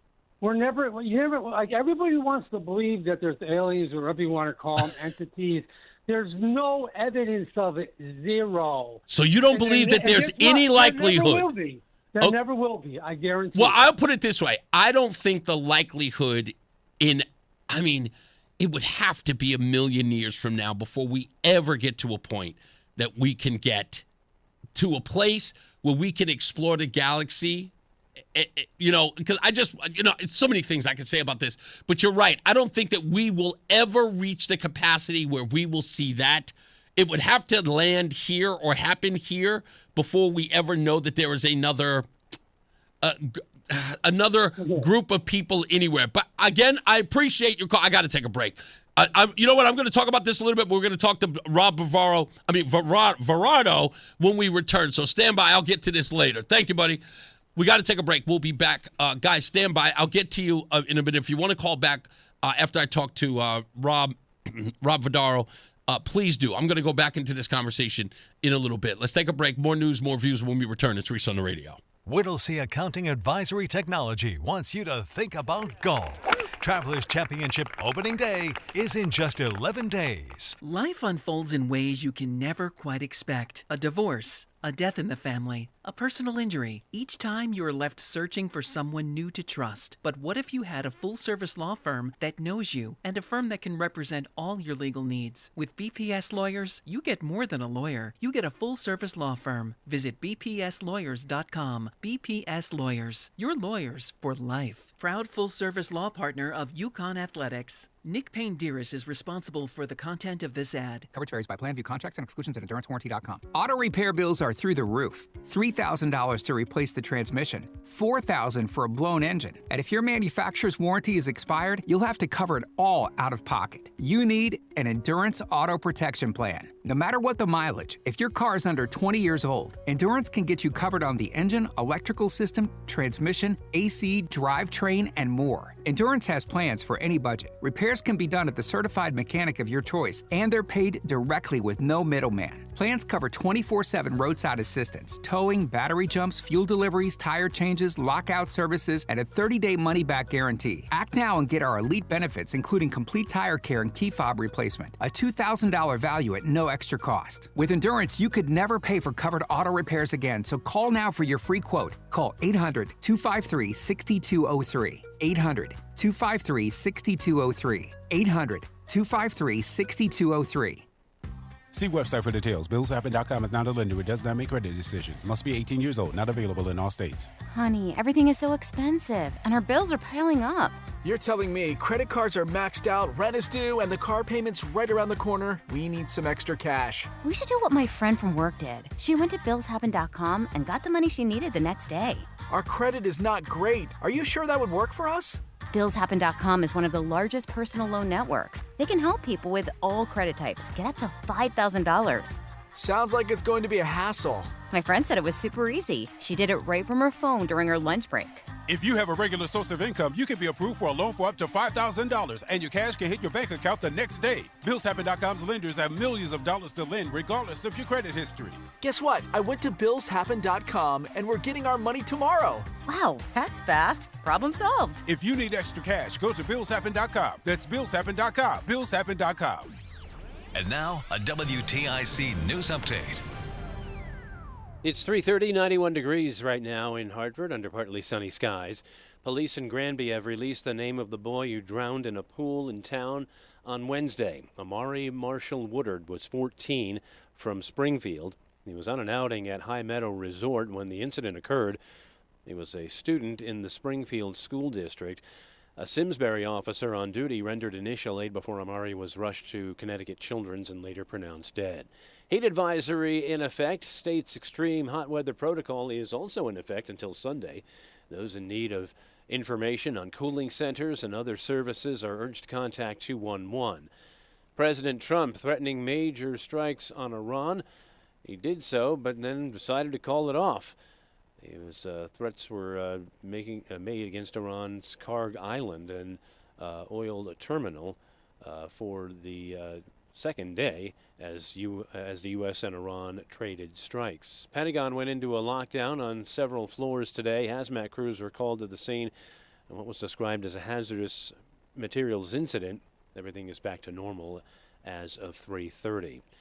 Man charged in the political assassinations of the top Democrat in the Minnesota House and her husband has pleaded guilty in federal court after prosecutors say they would not seek the death penalty. Vance Bolter was charged with murder in the deaths of Minnesota House Speaker Melissa Hortman and her husband Mark. He's also charged in the non-fatal shootings of State Senator John Hoffman and his wife Yvette. WTIC News Time is 3:31. Here's the forecast. The rest of the day, we're partly cloudy, hot and humid with a high in the lower 90s. There will be a late-day thunderstorm into this evening that can have damaging winds as well as heavy rainfall. Tonight, we're partly cloudy and sticky with a low of 70 degrees. Tomorrow, hot, humid, sun and clouds, a high of 93. There's a late afternoon thunderstorm that'll be strong to severe with flooding rainfall, hail, and damaging wind gusts. Saturday, mostly sunny, less humid with a high of 90. This is meteorologist Melissa Constanzer in the WTIC Weather Center. On Wall Street, the Dow's back up over 50,000, ahead over 960 points. NASDAQ's up over 630, and the S&P's up 135. I'm John Silva, WTIC 1080 News. Giving your liver a spring cleaning is easy with Active Liver from New Nordic, the delicious daily detox that will keep you feeling your best. Search for Active Liver by New Nordic on Amazon or pick up some at your local CVS, Wegmans, or GNC. Time now for today's Spotlight on Tech, sponsored by Ethos. Salesforce is making a big financial commitment to developing artificial intelligence in France. The $2 billion investment includes launching a new AI innovation hub in Paris, as well as expanding support for AI education and workforce training. Salesforce CEO and Chair Mark Benioff calls France one of the world's great centers for AI innovation, thanks to a strong research ecosystem and entrepreneurial talent. I'm Jason Brooks. My name is Whitney Allen, and I'm a widow. My husband, Ryan, died. We never thought we'd ever have to use life insurance, but the unexpected happened. With Ethos, signing up was fast and 100% online. You can get a quote in seconds, apply in minutes, and get same-day coverage. No medical exams, and you can get up to $3 million worth of coverage. I'm grateful we were prepared. Get your free quote at ethos.com/radio. That's ethos.com/radio. Paid spokesperson. Time spent on application may vary. Online health questions required. Lemonade! Fresh squeezed lemonade! Lemonade?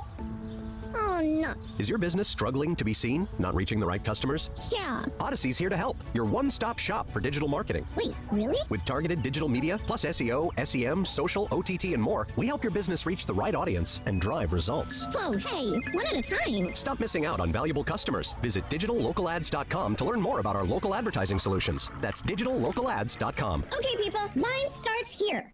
Hi, this is Eric Hogarth, Certified Financial Planner from Money Wisdom. Get the answers to your retirement questions at our free educational dinner workshop. Reserve your seat today to learn about different strategies to maximize your retirement income, ways to reduce your lifetime tax obligation, and much more. Text WORKSHOP to 800-705-1232. That's WORKSHOP to 800-705-1232. Johnson Brunetti is a marketing name for the businesses of JB Capital and JN Financial. Investment advisory services offered through JB Capital, LLC. Insurance products offered through JN Financial, LLC. Performance matters in intimate moments. Don't let ED ruin them. This is Dale for Northeast Men's Health, and I want to assure you that if you're like the vast majority of guys, you don't have to suffer with ED anymore. In fact, you might be pleasantly surprised at how the right treatments could positively impact your love life. At Northeast Men's Health, our advanced medical therapies go far beyond pills. We have treatments that are effective in well over 90% of cases, and we offer specific and combination therapies that can dramatically enhance both your performance and your stamina. You could even last up to an hour or more and bring a far greater level of intimacy to both you and to the one you love, perhaps performing like you haven't in years. So call us today and find out why our advanced treatment strategies offer so much more. Your first visit is just $99 and gets you blood work, a medical consult, and if medically advised, a test dose. And if that test dose doesn't work in the office, your visit is free. Call 800-930-5956 or go to northeastmenshealth.com. That's northeastmenshealth.com.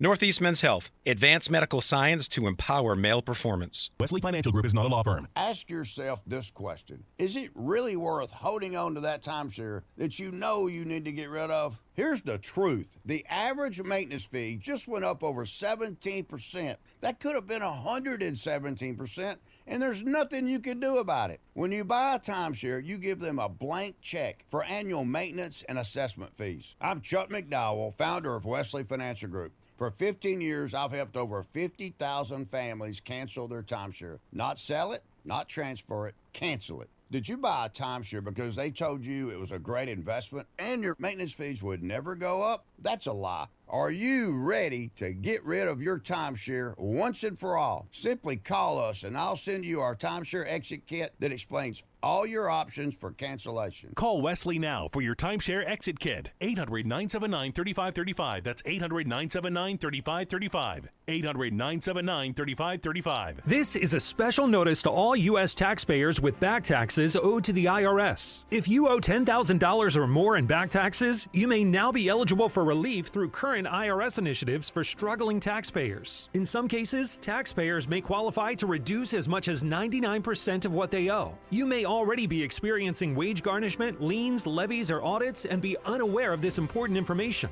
Call Guardian Tax now to see what relief you may be eligible for at 800-404-6851. By taking action today, you may be able to stop all collections and resolve your tax problem before your tax problem gets worse. Tax experts are standing by to review your case and fight to slash your debt dramatically. Don't let your tax problem get worse and miss this time-sensitive opportunity. Check your eligibility with Guardian Tax now. Call 800-404-6851. 800-404-6851. That's 800-404-6851. Spider-Man, Spider-Man. Hey, he's your friendly neighborhood Reese on the radio. Right now on News Talk 1080 WTIC. All right, we're back. And as promised, our guest on the line, Thomas, stand there, but I'll get to you in a second, I promise. I want to talk to this guy for a couple of minutes. He is none other than Rob Vardaro, who is our champion.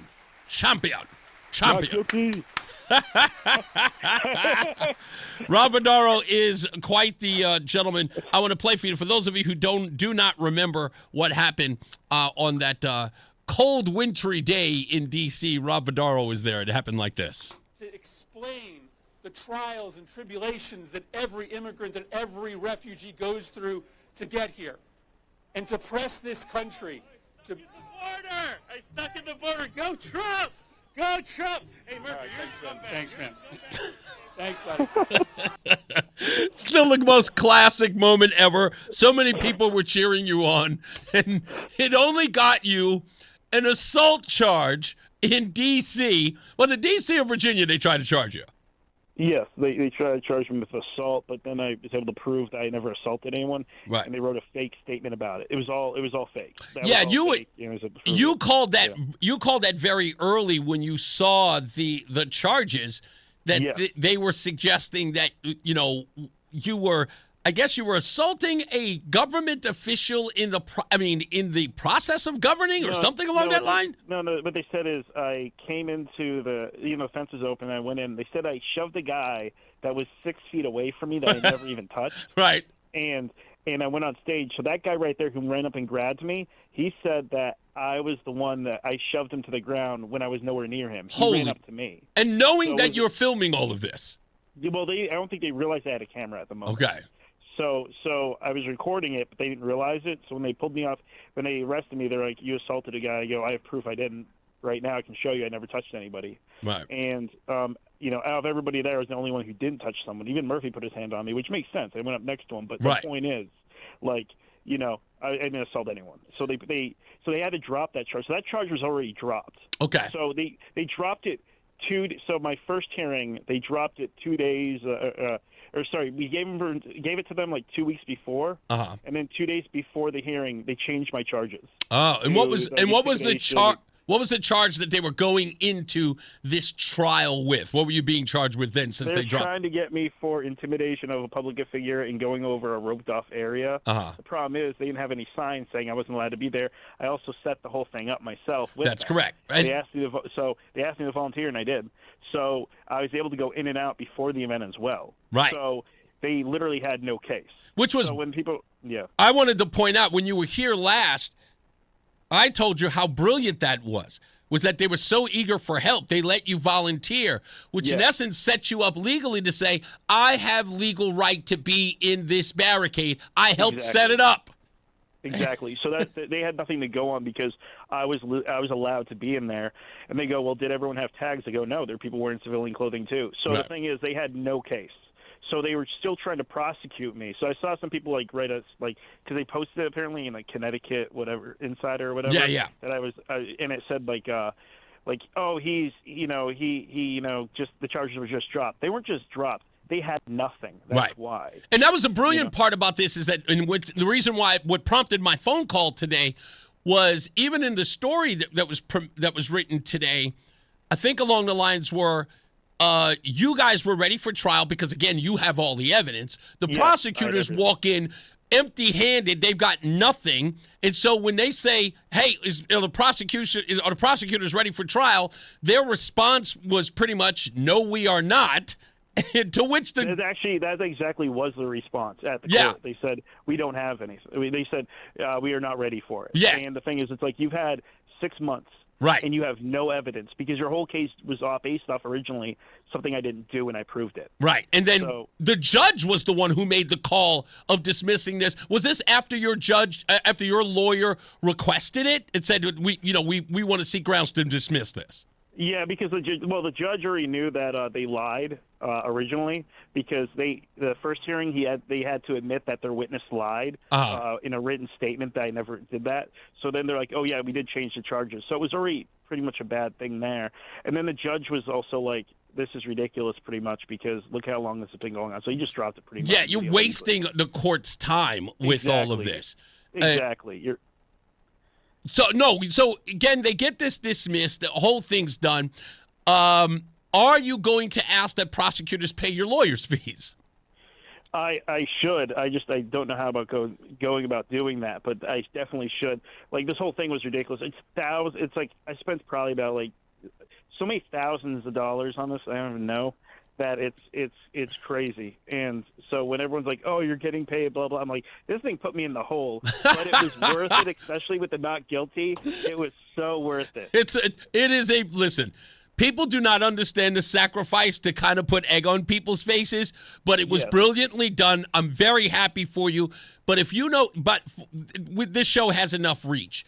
Folks, if you know anyone out there who might be able to help out Rob Vardaro, I guess get his lawyer's fees paid, if not a little bit more.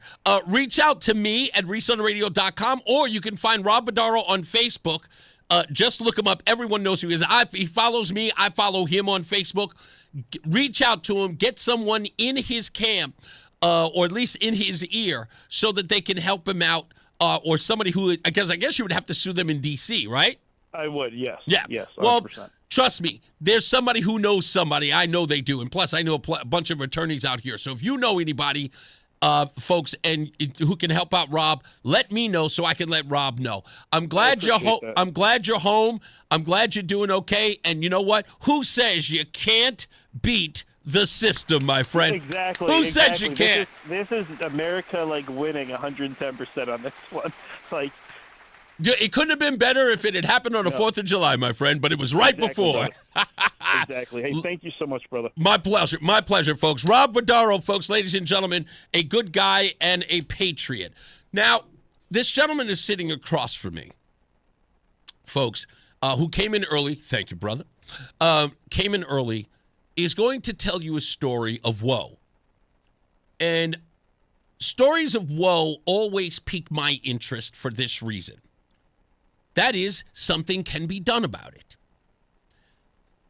And a lot of people in this state who are public officials like to use race as a cudgel until real issues of race arise.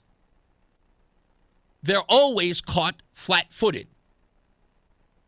When you look under the hood of all of this demonization of the right, all of this demonization of white folks, demonization of this country, when you look under these folks' hoods, you'll find there's nothing there. They're all a bunch of empty suits. Mr. William Tong, and that's a reference to the Thong song, just so nobody gets it twisted, is filing a lawsuit with 20 other attorneys general, and filing a lawsuit against the Trump administration about removing DEI requirements for construction and contractor contracts. But William Tong has done nothing, said nothing about the very racist approach towards construction workers and contractors right here in the state of Connecticut. Try this on for size. According to the story, on May 7th last year, there was $52 million. Was that right? Just shake your head, yes or no. 52 million? Okay. 14% of contractors or construction workers, black-owned contractors or construction workers, 14% of them are African American in the state of Connecticut. They received, of this $52 million, 0.52%. 0.52.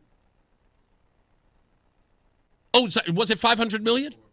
Yeah, it was over 500 million. And black only got 0.52% of it. And no one said a word. Oh, and it gets better, folks. It gets better.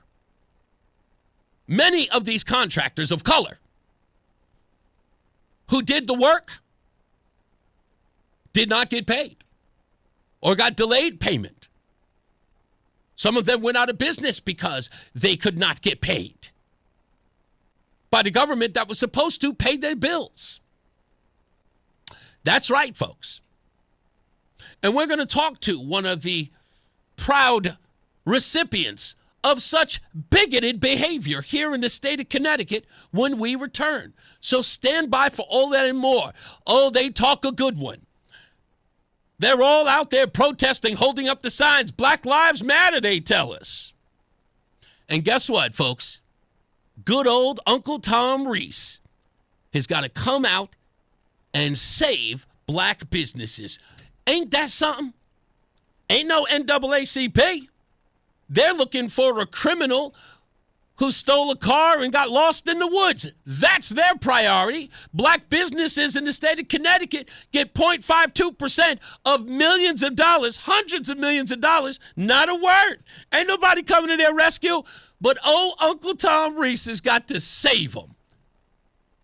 The only person bringing attention to him. I'm telling you, the civil rights leader of Connecticut is none other than yours truly. Who's the man who's going to free the slaves? Well, it's none other than me, Reese on the radio. Stick around. We'll be back. More news, more views than you can shake a stick at. I'm about to grab this call with Dan Haar real quick. He just called on the hotline. When we return, we'll tell you who our guest is shortly. Stand by. It's Reese on the radio. Last year, we had 295 trials where we'd been offered a total of $90 million on all those cases. When the dust settled, we had recovered over $1.1 billion in verdicts and mid-trial settlements. I'm John Morgan of Morgan & Morgan. We became America's largest injury firm for a reason. We won a lot, $30 billion and counting. The best part of all those wins is that it helps you when you hire us. All those wins allow us to let the insurance company know we mean business. And believe me, they know who we are. If you've been injured, Google Morgan & Morgan results. You're not bragging if it's a fact. 3 million people tried to hire us last year alone. That happened for a reason. Visit forthepeople.com and let's get started this minute. Morgan & Morgan, forthepeople.com. Irby Fisher. No representation is made that the quality of legal services to be performed is greater than the quality of legal services performed by other lawyers. Hartford, we've got a problem. Home care is in crisis and there aren't enough caregivers to meet the demand. So if you've got a loved one with Medicaid who needs care, don't wait. Freedom Care will help you get care at home from someone you already trust. A family member or friend who lives with you and can get paid to help with everyday needs like meals, medication, bathing, and mobility. If you have Medicaid, it's 100% free to you. No waiting lists. Just real care from your people right now. Freedom Care handles it all. Training, payroll, and support, so you can stay safe and comfortable at home, and your caregiver gets paid tax-free after every shift, guaranteed. With 97% satisfaction and over 150 million hours of care delivered, Hartford families are already making the switch to care at home. Take care of your own and get paid with Freedom Care. Call 860-530-5203. That's 860-530-5203. Call now. 860-530-5203. 860-530-5203.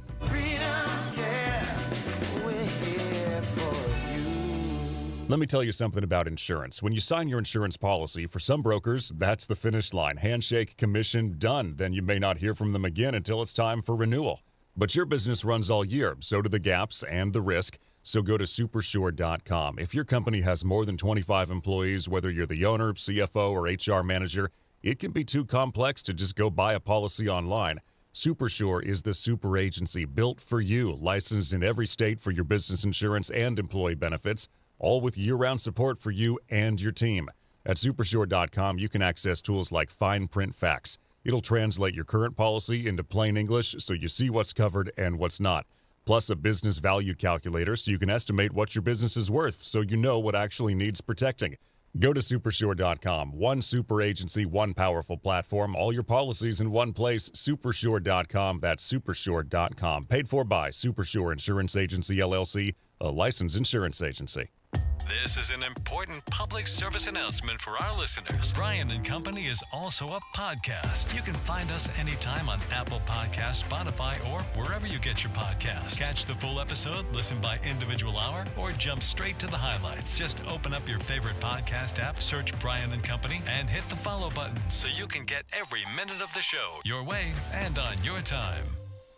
Hey, baseball fans, you can win tickets to a Boston Red Sox game with the Red Sox Player of the Game contest. Just listen when we announce the player of the game during the 7th inning stretch. That would be during the break in the middle of the 7th inning, during every game broadcast on WTIC. Then tune into Brian & Company the following morning at 8:10. Know the player of the game, be the correct caller, and you'll win a pair of tickets to an upcoming game in Boston. It's the Red Sox Player of the Game contest, only on WTIC.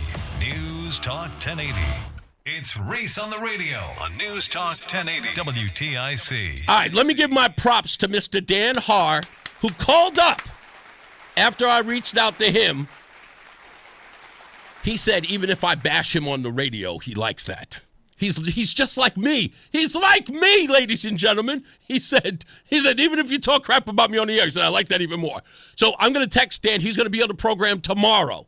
On Friday of all days. He's going to call in tomorrow so we can talk to him about his comment that's on Facebook about me saying I didn't know what I was talking about. We're gonna test my knowledge with Dan Haar tomorrow. That's again. Let me tell you something, folks. This is what I like about this medium. That's what I like about this. You can't do this on TV. You can't. You got to wait weeks in advance to get everybody in the studio, get makeup and all that stuff. Nah, just pick up the phone and holler, or even just show up at the studio. Speaking of which, showing up at the studio, the gentleman sitting across from me is a gentleman by the name of Colin.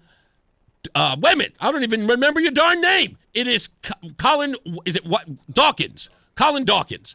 Colin Dawkins was featured in an article last year. It's darn right in front of me. Colin Dawkins was featured in an article last May 7th. Do you remember it? You're standing there. You look taller. The woman who's standing, because I'm looking at you, you're a relatively short guy. So the woman you're standing next to is like 4'11". Yeah. So Colin Dawkins is here, and he is the vice president of operations for by the way, what's the name of your company? I don't want to get it wrong. It is MCM Acoustics. MCM Acoustics. You're going to give me a refresher on what acoustics is for those of you who don't. Yes, I know. I figured as much. To get a breakdown on that. But you're going to tell the story that you were featured in on May 7th, and, of course, how it relates to contractors and construction in the state, which was part of that whole article that, although it was written, was very much ignored when it comes to minority companies or businesses in the state that were supposed to be a part of this huge grant, but got literally pennies out of it. It's like 14% of the companies got what was tantamount to $1 million to spread out between all of them. I think it was $500 million that day. Yeah, but when you guys got divvied up, or at least your portion of that given to you, ranked about to be about $1 million. Yeah, according to the report. So I'm going to read most of the report, but we're going to talk to Colin about all of that. In essence, sort of a representative of what was done in this state, which seems very odd that William Tong, who could be helping the minority businesses here, black businesses right here in the state, is joining a 20-state lawsuit against Donald Trump for what's very much being done right here. So when we come back from the top of the hour, at the top of the hour, we're going to talk to I'm going to forget Colin Dawkins when we talk about all of this when we return. So stand by for that. And I appreciate, like I said, coming in earlier. And Gwen just sent me a text message, so I think it was something about her not being able to make it. Stand by. There's so much about this story that you don't know that we're going to reveal in a little bit. And then now coming up is the BPS Lawyers Traffic Center. Oh, my goodness. Am I losing my memory? I gotta check on that. Somebody says, hey, Reese, a texter said yesterday that he or she would like to see you and Roland in a split screen when you guys are bantering. I agree. By the way, that's one of God's greatest gifts to us, the imagination. Joseph V, or Joey V, as I like to call him. Roland, do you think we could do something like that? Because I think if I put a camera, it'd only reflect you in there. It doesn't work, right? Because we're in two different studios. But I think in November we might be able to do it, right? In November we might. That's another story. We'll get into that another time. Let's get our first check of weather and traffic. Our good friend Mark Christopher. Tong to tong tong tong. Tong to tong tong tong. I love it. It's perfect. I think it's... Can you send me that audio? Sure. I want everybody to get used to that every time we see him on TV. I'll roll and tape it. You want to tape it, Roland? Roll it. Just going to call him that tong to tong tong tong. There you go. That's it. That's all I needed. The Mark thong Christopher, song. he's in the BPS Lawyers Traffic Center. And I'm not in the thong, so don't worry. Hey, if you're heading into Hartford right now, westbound side of 84, you got delays approaching the Bulkley Bridge out to 45 Flatbush Avenue, 84 eastbound, sluggish stop and go 44 Prospect Oakwood into the tunnel, 91 southbound. Got some slow traffic approaching exit 35 in Windsor. We had a problem southbound by exit 35 earlier. It was on the right shoulder, so look out for a little bit of a delay with that. If you are traveling on the northbound side of 91, that looks good. The ride northbound on Route 9 got some slow traffic, Harbor Park up to the Aricone Bridge. Southbound 91's a little tight, 19 to 18 in Meriden. 84 eastbound in Cheshire, slowing, getting by exit 26. Westbound 84 slowing 26 up to the Mixmaster. If you're heading into Brantford right now, northbound 95 at the Brantford Rest area, overturned motor vehicle accident there. The right and center lanes are blocked. Stay to the left with that. Traffic and weather together on the 8th WTIC News Talk 1080. WTIC weather. The rest of the day, we're partly cloudy, hot and humid with a high in the lower 90s. There will be a late-day thunderstorm into this evening that can have damaging winds as well as heavy rainfall. Tonight, we're partly cloudy and sticky with a low of 70 degrees. Tomorrow, hot, humid, sun and clouds, a high of 93. There's a late afternoon thunderstorm that'll be strong to severe with flooding rainfall, hail, and damaging wind gusts. Saturday, mostly sunny, less humid with a high of 90. This is meteorologist Melissa Constanzer in the WTIC Weather Center.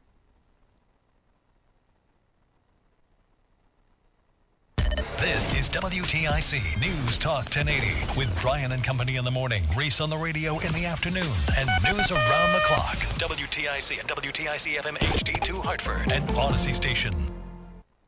It's 4 o'clock, Hartford temperature 91 degrees.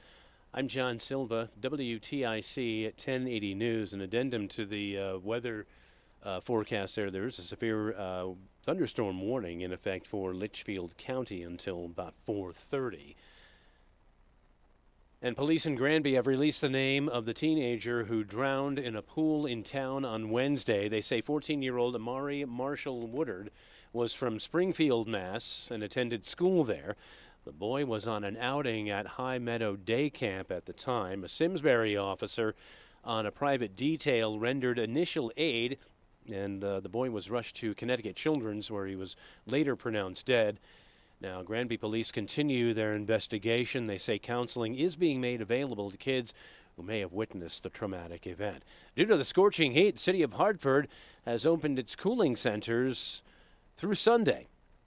Mayor Aruna Naralampulam says they will include the city's public libraries. These cooling centers can help you cool down during the daytimes.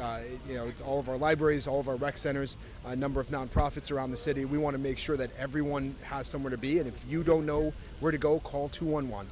There are locations in every single neighborhood, and we want to make sure everyone can stay safe and cool. Now, fire department handing out water to residents throughout the city who need it. In addition to Hartford, Waterbury, Westport, Bridgeport, New London, Middletown, and other cities and towns are opening cooling centers as well. President Trump is now backing off from earlier threats to strike Iran later tonight, claiming progress has been made with the highest level of Iranian leadership on talks to extend the ceasefire.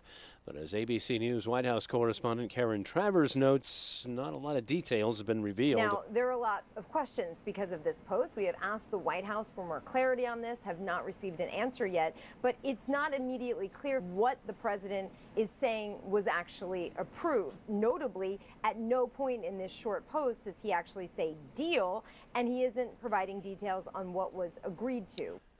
New bill that boosts benefits for first responders has made it to the finish line here in Connecticut. Governor Lamont put pen to paper to provide mortgage assistance, college tuition waivers at CSCU schools, state health insurance, and more. The state's fire marshal, Jeff Morissette, says it's long overdue. It's no secret the fire service is facing many difficulties with staffing our volunteer and career departments. Century-long traditions are being rewritten almost daily, impacting the delivery of public safety services throughout our state. The Public Act advances a broad set of workforce development initiatives aimed at recruitment, retention, and support for public safety personnel. Now, workers covered under the plan include state and local police officers, firefighters, correction officers, EMS personnel, and National Guard members. Staff member at a school in New Haven is under arrest, charged with hitting a student. Police say they received word Wednesday, just after 2:30 p.m. 48-year-old Siobhan Boone of New Haven had hit a 6-year-old student during lunch at John C. Daniels Middle School. Boone is a paraprofessional at the school. The circumstances that led up to the incident were not released. Boone is facing charges of risk of injury, assault, and breach of peace. And security being ramped up in L.A. ahead of the start of the World Cup. Here's correspondent Alex Stone. Federal air marshals are beginning to ramp up their presence on flights into L.A. and at transit hubs around the city. Law enforcement is also focusing in on the threat of drones to World Cup stadiums and FanFest events already underway. Drones are banned anywhere around World Cup events. Charles Fry is with the Federal Air Marshal Service. Federal air marshals are leading ground intercept teams who will make contact with unauthorized drone users. Law enforcement here says it has the ability to force drones to land. Drone pilots could be fined $100,000 for flying illegally in World Cup airspace. Alex Stone, ABC News, Los Angeles. Big rally on Wall Street today. The Dow up 929 points. NASDAQ's up 640, and the S&P ahead 127 points. For these stories and more, go to WTIC.com. I'm John Silva, WTIC 1080 News. Performance matters in intimate moments. Don't let ED ruin them. This is Dale for Northeast Men's Health, and I want to assure you that if you're like the vast majority of guys, you don't have to suffer with ED anymore. In fact, you might be pleasantly surprised at how the right treatments could positively impact your love life. At Northeast Men's Health, our advanced medical therapies go far beyond pills. We have treatments that are effective in well over 90% of cases, and we offer specific and combination therapies that can dramatically enhance both your performance and your stamina. You could even last up to an hour or more and bring a far greater level of intimacy to both you and to the one you love, perhaps performing like you haven't in years. So call us today and find out why our advanced treatment strategies offer so much more. Your first visit is just $99 and gets you blood work, a medical consult, and if medically advised, a test dose. And if that test dose doesn't work in the office, your visit is free. Call 800-930-5956 or go to northeastmenshealth.com. That's northeastmenshealth.com. Northeast Men's Health, advanced medical science to empower male performance. Reese is on the radio. Here we go now. He's on the radio. One time, he's on the radio. Give it to him now. He's on the radio. We never finish 'cause the party don't stop. The way we consider the politics, we on top. We flip it like sandals, except we never flop. And when we drop, you know we gon' pop. Reese is on the radio. Here we go now. Reese is on the radio. One time, come on. Reese is on the radio. Give it to him now. Reese is on the radio.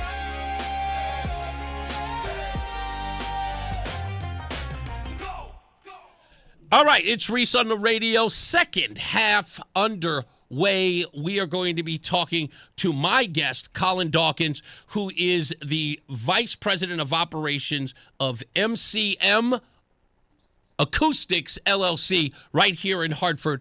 And we're going to talk to him about how is it that in a very deep blue state where every politician always seems to be running on black, brown, minority, protection, don't be afraid, fear-mongering, and a whole 9 yards because of evil Donald Trump, that AG William Tong would go all the way to Delaware to file a federal lawsuit against DEI, or at least against the Trump administration as it relates to DEI, while there are 14% of black and brown individuals here in the contracting business who are getting pennies on the dollar and scraps when it comes to some $500 million contracts. We'll break the whole story down here, and we'll talk to someone who is directly involved, and that is my guest, Colin Dawkins. So stand by for that. And as I told you always, you can't. These people talk out both sides of their mouth. They don't care about the things they say they care about, you know? But here I am, civil rights leader, Reese on the radio, always bailing him out. Mark Christopher's back. He is in the BPS Lawyers Traffic Center. So that's going to become a thing, and I can't wait. Thank you, Mark. You're very welcome. Good afternoon, Reese. Good afternoon, everyone. This traffic report being brought to you by Columbia Implant Center in Manchester. 84 eastbound into Hartford delays 44 Prospect Oakwood into the tunnel. Westbound 84 is tied up 56 Governor Street out to 46 Sisson Avenue. Southbound 91 delays 33 down to 32 A and B, again down by exit 28. Northbound 91, some slow traffic as you move up by exit 22 in Cromwell. 91 south, a little tight in Meriden. 19 down to exit 18. 9 northbound Middletown, slowing Harbor Park to the Aragoni Bridge. Westbound 84 is tight in Cheshire from the 691 interchange up to the Mixmaster in Waterbury. 84 eastbound Waterbury slowing 17 up to the Mixmaster, again 26 down to the 691 interchange. Northbound 95 in Brantford, we have an accident, overturned motor vehicle accident at the Brantford Rest area. Right now the right and center lanes are blocked. Stay to the left with that. Traffic moves slow, but your transformation shouldn't. Columbia Implant Center provides full dental implants in just one visit, open 7 days a week in Manchester to fit your busy life. Get your smile back today at ColumbiaImplantCenter.com. Traffic and weather together on the 8th. WTIC News Talk 1080. WTIC weather. A couple of thunderstorms out there moving through the area, not making it easier to travel, including in the Waterbury area, Watertown to Waterbury right now, getting some stronger thunderstorms with a severe thunderstorm warning for damaging wind potential. As we go through the rest of this evening, there will be some of those thunderstorms around, then things will quiet down for us. It's warm and sticky, a low of 70 degrees with a few clouds out there. Tomorrow, with the warm start, we are hot and humid, sun and clouds. There will be a late-day thunderstorm through the afternoon, and that can bring damaging winds, heavy rainfall that could lead to flooding, even some hail. So they are going to be strong to severe. The high 93. Tomorrow night, after those thunderstorms die down, we have a low of 67. And Saturday is mostly sunny, hot, but less humid, a high near 90. Sunday will still be hot, sun and clouds for us, and a high of 89 degrees. A little breezy in the afternoon with a late-day thunderstorm. And Monday, partly sunny with a high of 81. Right now, it's 88 in Canton, 93 in Windsor, and 91 in Hartford. This is meteorologist Melissa Constanzer in the WTIC Weather Center. Join us this Sunday for Tumalo Financial, your go-to for retirement planning and taxes. Tune in to the father-son duo from 7 a.m. to 8 a.m. or catch replay from 5 to 6 p.m. Tumalo Financial, retirement planning with integrity on WTIC News Talk 1080. Brian Shackman here for Serta Pro Painters. Now is the time to do it. If you've been putting it off, Serta Pro Painters can provide that free estimate. They can do it quickly and at the right price. I can tell you they did my kitchen and it was phenomenal. You never have to wonder about what's next. Serta Pro Painters, they give reliable updates and they're always in communication. And listen, schedule your free estimate online right now at CertaPro.com. That's Serta with a C. CertaPro.com. That's Serta with a C. Each Serta Pro Painters business is independently owned and operated. Carpal tunnel syndrome, heart failure that doesn't improve with common medicines. These are some signs and symptoms associated with ATTR-CM, or the cardiomyopathy of ATTR amyloidosis, a serious heart condition with symptoms that get worse over time. Amvuttra, vutrisiran, is a prescription medicine given by a healthcare provider that treats ATTR-CM in adults to reduce heart-related death, hospital stays, and urgent visits.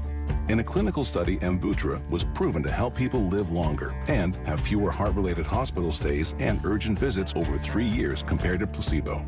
Amvuttra lowers the amount of vitamin A in your blood, which can affect vision. Other side effects include pain in the arms or legs, pain in the joints, and shortness of breath. These are not all the possible side effects of Amvuttra. For prescribing information, call 1-833-256-2748 or learn more at amvuttra.com. Ask your doctor about Amvuttra for ATTR-CM. It's Reese on the radio on News Talk 1080 WTIC. Now, let me start by saying I don't want to have to embarrass people, but they keep feeding me. They keep feeding me. This isn't supposed to happen in this state. I'm the guy who's always the bad guy. I was told by plenty of African-American listeners of this station that I was a sellout, Uncle Tom race trader, and that the Democrat Party in this state were the good guys who care about the people. And here I am reading stories that can only be described as the worst kind of bigotry and racism known to man, coming from the very people who claim to be caring and loving of minority groups, especially those in the black and brown community. But here, I've got Colin Dawkins. He is the VP of Operations for MCM Acoustics, LLC, right here in the heart of Hartford, who has a harrowing tale of how contractors here in Connecticut are being completely set aside. Let's start. Just yesterday, William Tong, joined 20 other Democrat attorneys general in a lawsuit challenging a Trump executive order that directs federal agencies to stop federal contractors from engaging in what it calls racially discriminatory DEI activities. Tong's office calls the order vague, rushed, and a racist dog whistle. They say it threatens billions in federal contract dollars for Connecticut and chills legitimate anti-discrimination work. So here's Tong on its surface saying he's suing the Trump administration because Trump's going to be halting billions of dollars that would come to this state for black and brown contractors and construction workers. So it looks like on the surface.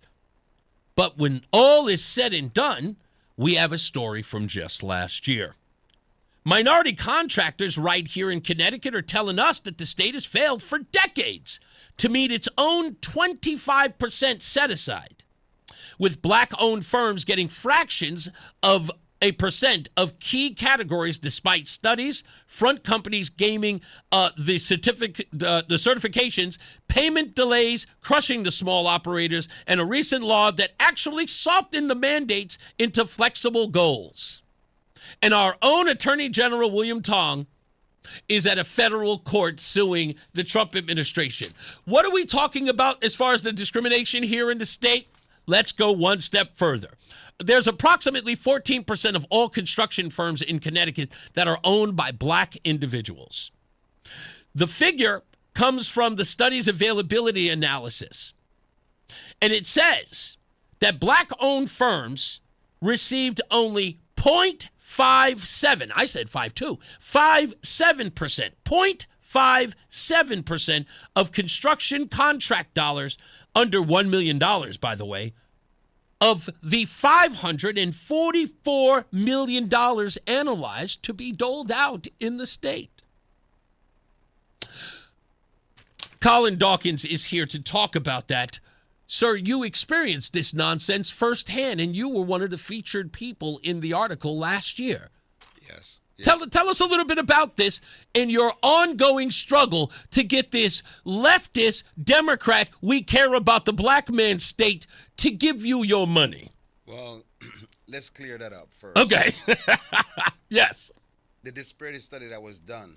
Yes. None of the Quasi ages was included. So UConn, CREC, all the Quasi agencies that you can think about was not a part of this disparity study. Really? So if you think about how much billions of dollars go to UConn to renovate buildings and certain things, that was not part of this. Those contracts didn't go to you either. No. So it's not a part of this study. So if they did do what they were supposed to do with a good disparity study, that number would be lower. You mean to tell me that the number wouldn't be 0.57%? It would be, if they included those other contracts. Those. Imagine like CREC. Right. All those agencies, like I said, UConn, all the colleges that the state is giving money, they were not a part of this peer study. Right. So if they would have been, you're saying that number could go down as much as 0.42%. Yeah, because the number is going to get larger. It's going to get larger, of course. Yeah. What also was a part of this story that was, I think it was the Connecticut Mirror. I believe that it was. I could be wrong. I believe so too. Yeah, but in this story, it also said that a lot of these contracts were not paid, and many of the companies had to wait and wait and wait to finally get their checks. Yeah, there was a lot. When I started out, there was so much minority companies in the city of Hartford because the city of Hartford has a program for all the schools where it requires black and brown contractors to be on those projects. So there was a lot. But branching out to other towns and other state, part of the state, they weren't getting paid. And if you think about it, the first month that you work, right? Again, that would be $120. If you have 10 workers, okay, it'd be $3,000 per worker. So it become $30,000 for the first week. You times that. Times 4, that's $120,000 that you have to come out of your pocket to pay the workers. Before you ever get paid for the job. Yes, and include the material. That's right. So, and then now take that times 3, because the first month you do the work, you send your requisition in, that's the bill, and so they have to process it. Right. So they're going to process it in the next month. I know. I did a job for NASA. Yeah, I know. So it takes a while. You know what I'm saying? So, so now you're not going to get the check for the third month, close to the fourth month. Right. So you're probably up to like $300,000. Right, in payroll. Right. Before you ever see your first check from the job. Yes. So a lot of minority companies utilize credit cards, certain things like even if you had a 10% profit overhead, by the time you're done paying the credit cards, all that is gone. And so a lot of companies could not survive. Could not survive because of the how they pay out. And, and a lot of guys used to bid a little bit lower just because they want to be on the job. You know what I mean? Sure, You know what I mean? sure. So just to get the opportunities, the first job might be for you to get the opportunity where you're like, okay, you know, let me show them that I could do the work. You know what I'm saying? And that's what you want to get, show that you could do the work. But not getting paid is a big thing. Yeah. Because again, remember, we're talking, first of all, it's a saturated business and it is about survival. And when you're running your own business, you have to sort of tweak those things in order to get, you know, because you know that you're going to have to sort of, you're going to have to lower your rates in order to sort of be appeasing to said contract. Right? Yeah, yep. So you're not one of the big dogs, so you have to wiggle around it, and you have to say to yourself, how can I pay my guys and still get a profit? It may not be what's considered the right profit. Like if the profit is usually 15% of every job, now I may have to scale that down to 10%, whatever the case is. Yes. And you're doing that just for your survival, Yes. especially when you know that there's going to be a delay. Well, when you find out there's a delay of pay, and you're still paying dollar after dollar after dollar, and these people are holding up the check, Yep. you're not going to survive. No, you can't. And you've already shorted yourself because you wanted the contract. And they know that. Yep. You also said something very interesting during the break that I found amazing about our state senator, Doug McCrory. But before we get there, I want to get to sort of the underline of this question. In order for you to get a contract with many of these people, you mentioned like UConn or, you know, CREC, any one of those, usually you have to be bonded. Yes. Okay. In order to be bonded in the state of Connecticut on some of these jobs, how much money would you normally have to be bonded for before the question I'm about to ask? What was the usual rate? Right now, it's...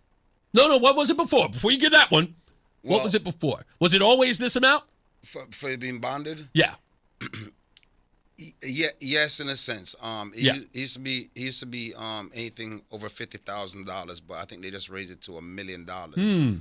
But so it used to be over 50,000. It used to be 50,000. I'm sorry, 50,000, and then got moved to now to $150,000 that you're not supposed to require a bid bond. But anything over that, you need a bid bond, which a lot of minority companies do not have bid bond.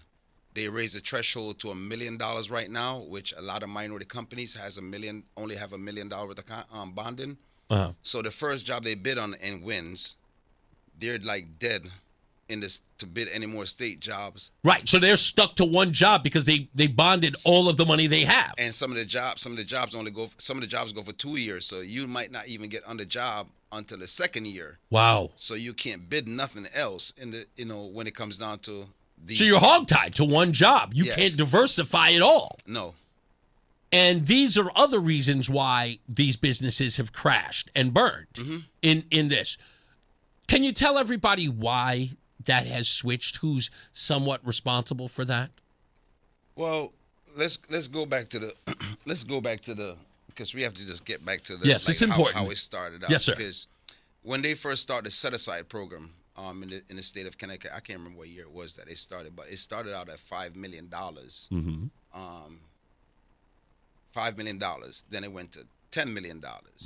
Then it went to $15 million. Then it became $20 million. That is what a small business is capable of doing.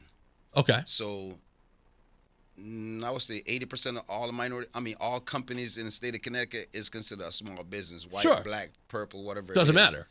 But you having a minority company that can't even survive that you're competing against a $20 million company. Gotcha. For what they consider a set aside for the state of Connecticut.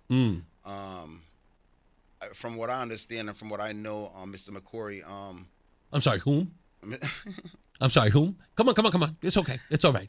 I'll ease you through it. No, because it's personal to me. I know it is. In certain things where we give direction. I talk to them in person, talk to other people that not to pass the law, but they passed the law, which I believe.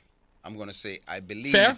I believe that when he raised the threshold to $1 million, he might have believed in that the bonding was not going to be required with it. But the law passed where you need bonding for anything over $150,000. So if they're making a set aside package at $900,000, you can't bid the job if you don't have a bid bond. So a lot of minority company got shut out of what work. Out of work. Yeah. Yeah. So even with, and this is the part that's very important, right?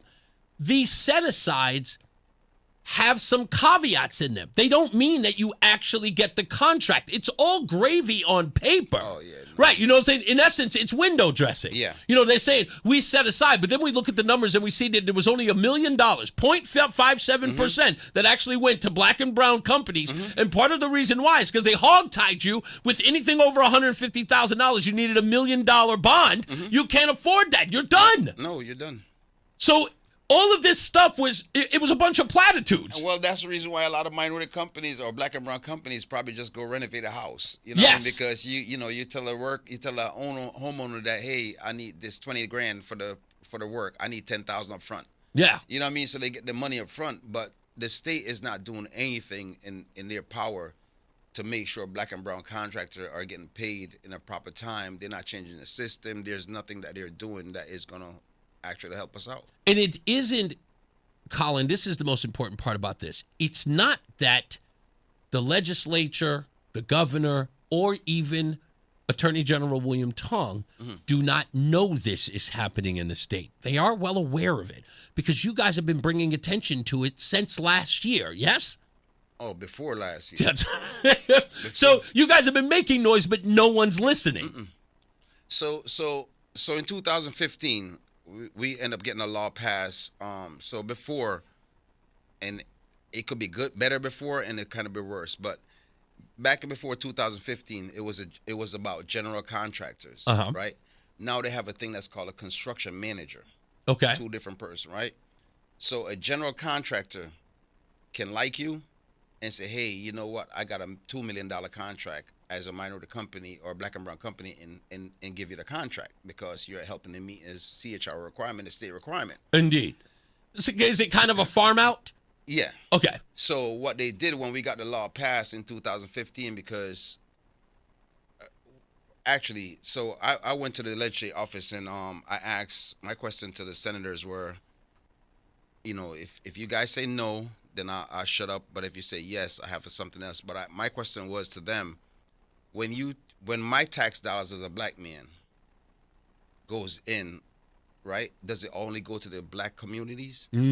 Or does it go into a pot for the whole state of Connecticut? And they asked me why.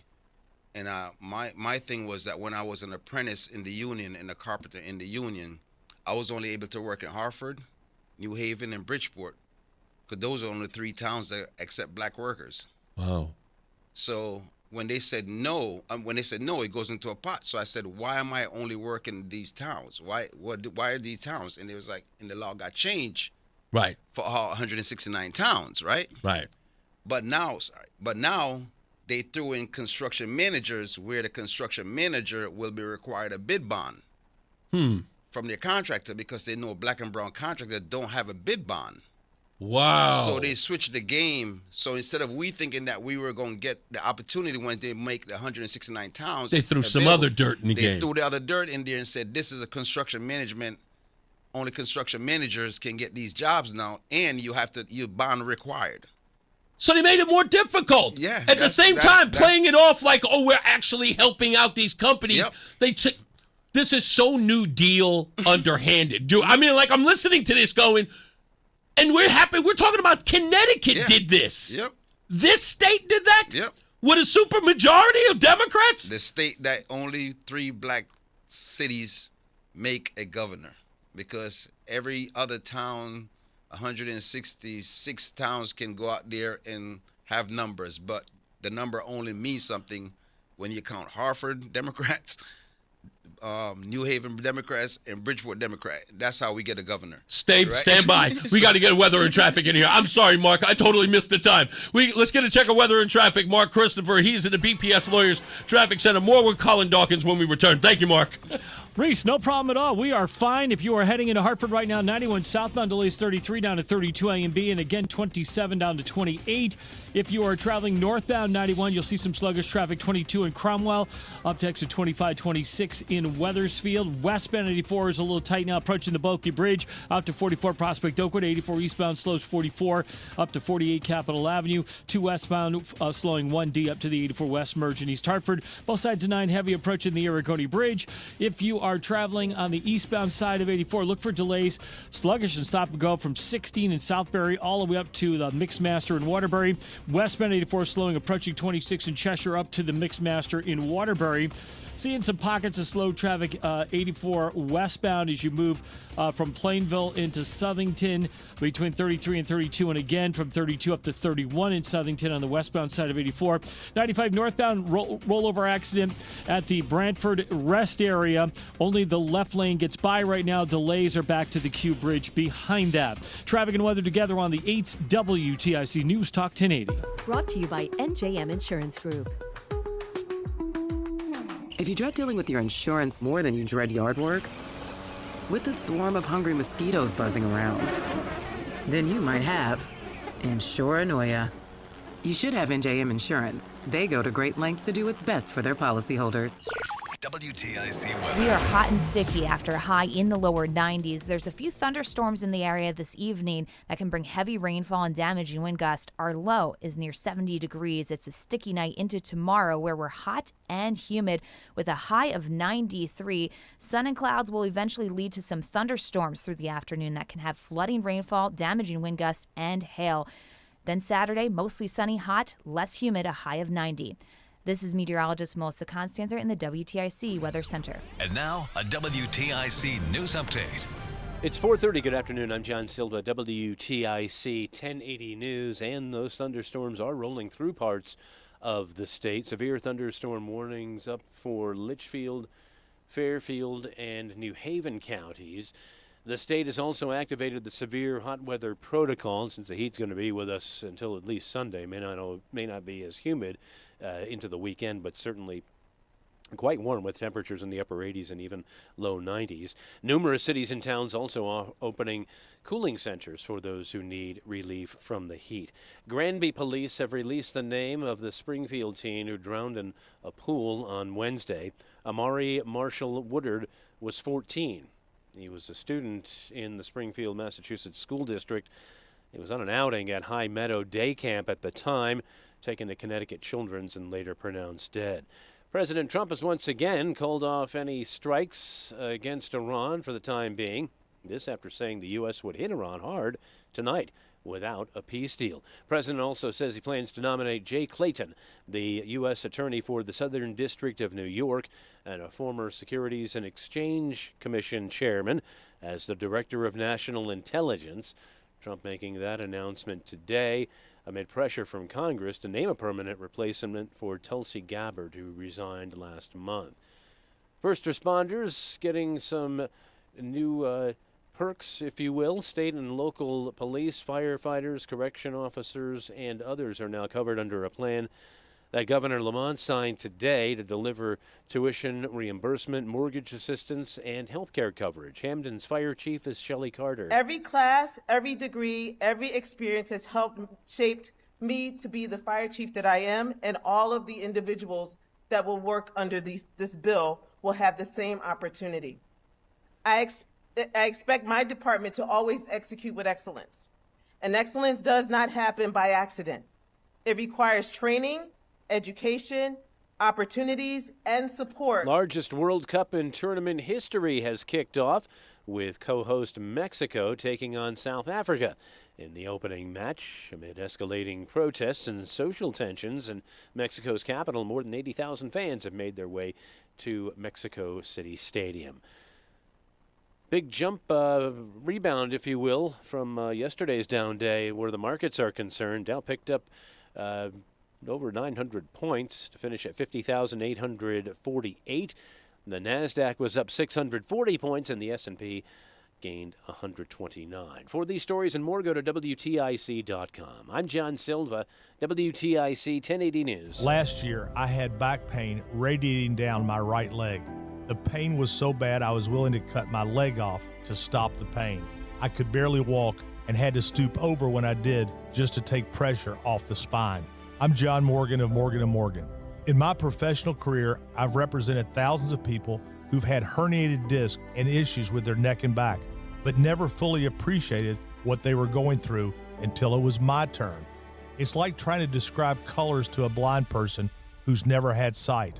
All I can tell you is it hurt like hell, but worse. My daily walk was gone, and that bothered me a great deal. Then I thought of all of you and how much more devastating this type of injury could be for you. My life stopped. I now feel your pain. Just know at Morgan & Morgan, we got your back.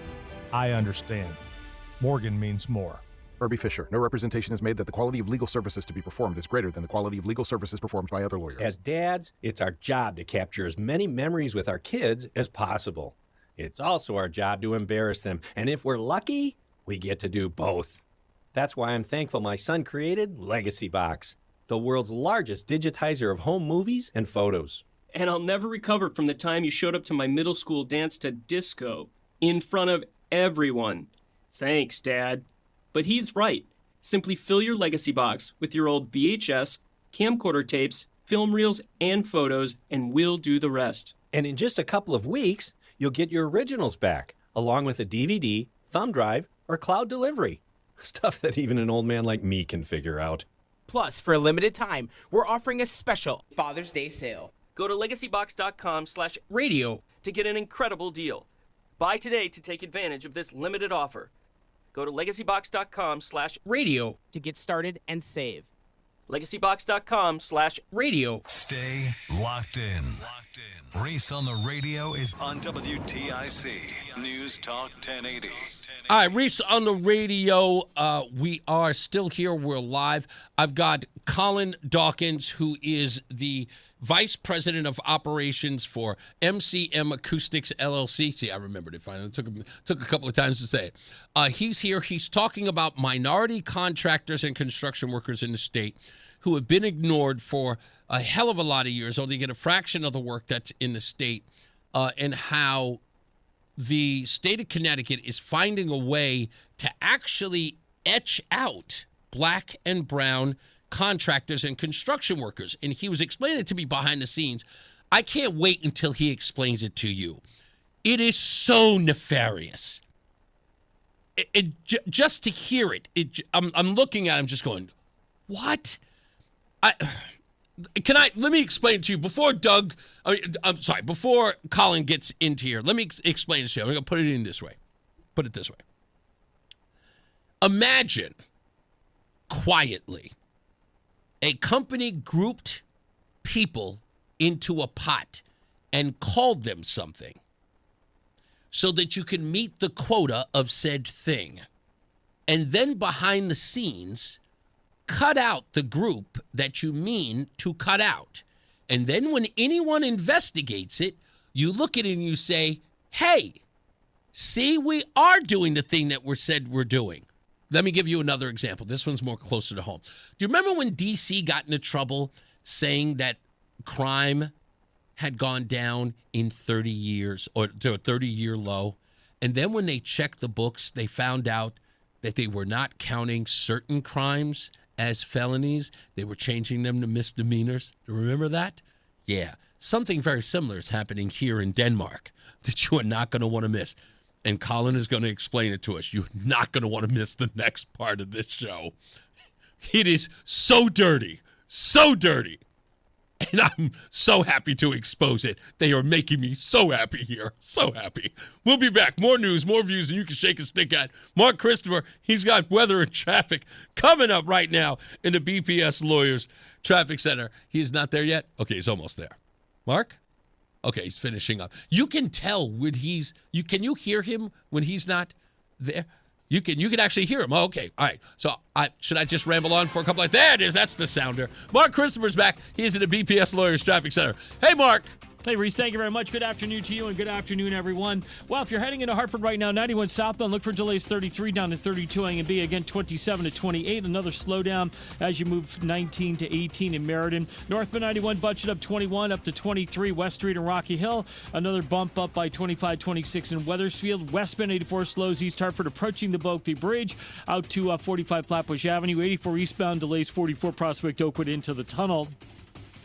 If you are traveling right now into Middletown, both sides of 9 heavy approaching the Aragoni Bridge. Westbound 84 in Plainville slowing 33 up to 32 in Southington. Westbound 84 in Cheshire tight approaching 26 up to the Mixmaster in Waterbury. 84 eastbound slowing 17 up to the Mixmaster in Waterbury. Again slowing 26 down to the 691 interchange in Cheshire. Now, if you are heading on the northbound side of 95, we have an overturned motor vehicle accident at the Brantford Rest area. 95 northbound, only the left lane is getting by right now, and you're looking at delays pretty much back to the exit 50 area in New Haven heading up to the Q Bridge. Southbound Parkway, look for delays now from 51 in Hamden into the West Rock Tunnel. Northbound Parkway, you're seeing delays now from exit 42A in Orange, and that's tight right up to exit 46 in New Haven. Traffic and weather together on the 8's WTIC News Talk 1080. WTIC weather. We do have some stronger thunderstorms out there diving south through the state of Connecticut. Cheshire just seeing the last of it. There's still some rain, though, in Southington and up to Farmington, so that'll slow down your commute as we go through this evening. These thunderstorms stick around for this evening, die down, and it's a low of 70 degrees tonight. So it's a warm, sticky kind of night. And then tomorrow, we start off warm. We're hot and humid with sun and clouds. We'll hit a high of 93 degrees. There will be a late afternoon thunderstorm, which these thunderstorms, when they come through, will be strong to severe. We'll watch for flooding downpours, damaging wind gusts, and the potential for hail as we go through the late afternoon and evening hours. Tomorrow night it will eventually fall to 67 degrees, and Saturday is mostly sunny, still hot, but less humid, a high of 90 degrees.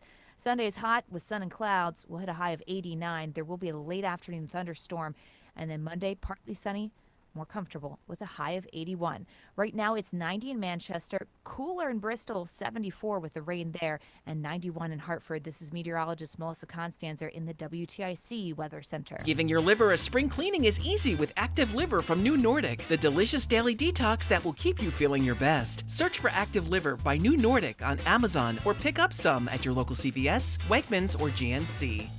At a huge law firm, does your case feel lost? And at a small firm, they might not have the muscle to truly fight for you. At BPS Lawyers, we're small enough to give your case the personal attention it deserves, yet large enough with the resources and expertise to get the job done right every time. BPS Lawyers, your lawyers for life. Glastonbury, Hartford, Essex, East Hampton, New Hartford, and Simsbury. Visit bpslawyers.com or call 860-CALL-BPS. Nick Payne-Dearest is responsible for the content of this ad. Whittlesey Accounting Advisory Technology wants you to think about golf.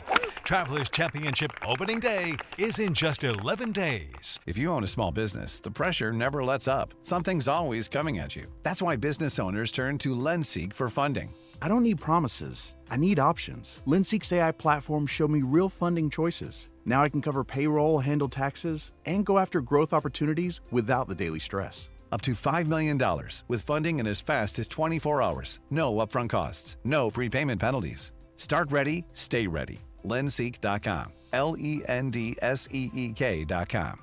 My name is Whitney Allen, and I'm a widow. My husband, Ryan, died. We never thought we'd ever have to use life insurance, but the unexpected happened. With Ethos, signing up was fast and 100% online. You can get a quote in seconds, apply in minutes, and get same-day coverage. No medical exams, and you can get up to $3 million worth of coverage. I'm grateful we were prepared. Get your free quote at ethos.com/radio. That's ethos.com/radio. Paid spokesperson. Time spent on application may vary. Online health questions required. It's Reese on the radio on News Talk 1080 WTIC. Hey, we're back. Reese on the radio here live with Colin Dawkins, VP of Operations at MCM Acoustics LLC right in Hartford. I think Adam 12 is telling me that there is a gentleman by the name of Harold who, I I'm going to get his last name in a second. Stand by. I don't know. You might be familiar with this gentleman. He works out of Atlanta, and he has a lawsuit currently against the Housing and Urban Development Group. I'm going to get his name in a second, but I think that's him calling. I'm going to see if I can grab him in a second, but I want to continue with our conversation. So before the break, we talked about some of the shenanigans that the state is using to keep black and brown companies out of the loop, in essence, to give them this 50.57% of this money. And one of the ways you laid this out was that they just incorporated a whole bunch of other minority groups, as you said. In fact, before the interview, you said, I don't like to use the word minority group. I use black and brown for a reason. Because to them in Connecticut, minority groups mean several different things, not what many people would consider minority groups. One of which you said, and they include, are white women. Another one is white men. So white men, so let's say you have, so let's say you have, but they still get the certification. Okay. Right? Let's say a white male can't hear out of one ears. Okay. So he's disability, right? Right. So that would be a minority group. So he gets a minority certification. Okay. So, right. Any disability would then be considered a minority group. But you're just washing down the minority. What it Yeah, was, you're watering it down. You're watering down what it was meant for. You know, Right. For all the years that it started out, obviously it would be a white woman that it started off for, and also black and brown people that it was started for when it first started the set aside program in the state of Connecticut. But, and you know what too? If you think about it, if you have more of something, right, and if you're getting more paid from the state, if you have more of something, you might get more funding for your program, right? Right. So to me, they're putting all this thing in one bucket, right? Just so that they could keep getting funding for all their workers that is working in this department. Right. So in essence, they're creating a group so they can funnel it directly to their pals or buddies or friends or the connected folks, if you will. One of the other tactics that you mentioned was that the go around or the maneuver that a lot of these companies are doing is white women-owned businesses. Now, I'm going to say this because I noticed somebody saying, what you trying to say, Reese? You know the old line if you listen to this show. If it don't apply, let it fly. Yep. But if you're upset, it means we're talking about you. Yep. And what you said was that there are a lot of these guys who know that the go-around or the maneuver that they can use is put the company in their wives or their sisters or their auntie's name, and therefore it is a minority business because a woman is on the letterhead. Yeah. And that becomes a minority-owned business, even though the person, in essence, that person is a figurehead. And it is really owned and run by the male. Yep. So, in essence, I would say to you, because somebody's probably going to say to you, Colin, they're going to say, well, just put a woman in the CEO position, and then you'll get the contract. No, that doesn't work for a black or Hispanic lady. It doesn't work for them. It doesn't work for that because at the end of the day, think about it. The white male is the one that get a $10 million contract or a $5 million contract, right? So you have this set-aside program where if you think about, 25% of that work has to be set aside. Right. 6.5% has to be subbed out to a minority firm. Oh. Right? So the guy that I'm telling you that's doing $20 million a year right. is a white male that is bidding the same set-asides. Gotcha. And then now you're telling him to make sure find a black or Hispanic or a white woman to give them the work.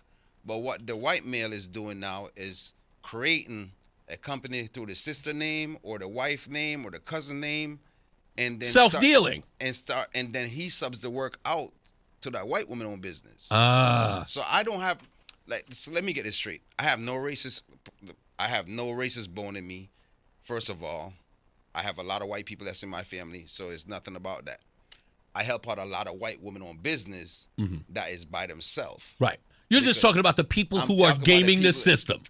That's running the system. Right. And that's the reason why. So if you think about all these white guys that was getting all these big jobs, and if they had to sub out work to minority company, why would it be at 0.7% 7%. Yeah. It would have been a larger number. Correct. But they're the one that's taking the job and subbing up to their counterparts. It's self-dealing. That's all it is. It's just self-dealing. I've been on a job where I bid the job, and another company bid against me. And I was not mad or whatever it is. But I was on the job doing another task of the job that I had on there, like I was installing cabinets, but they bid against me for ceilings. I went to the job site, and one of the largest ceiling company name was on the gang box. Wow.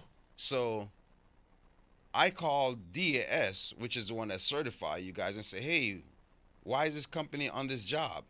Mm-hmm. This was supposed to be doled out for a minority contract. So find out they put a company's sister's name so that she can get the set aside, but had the company name on it. When I made a complaint, they went and sprayed it. So they went and investigated. They went and sprayed that thing with a yellow paint, and then write the other name of the company. No, they did not. Yes, bro. Yeah, man.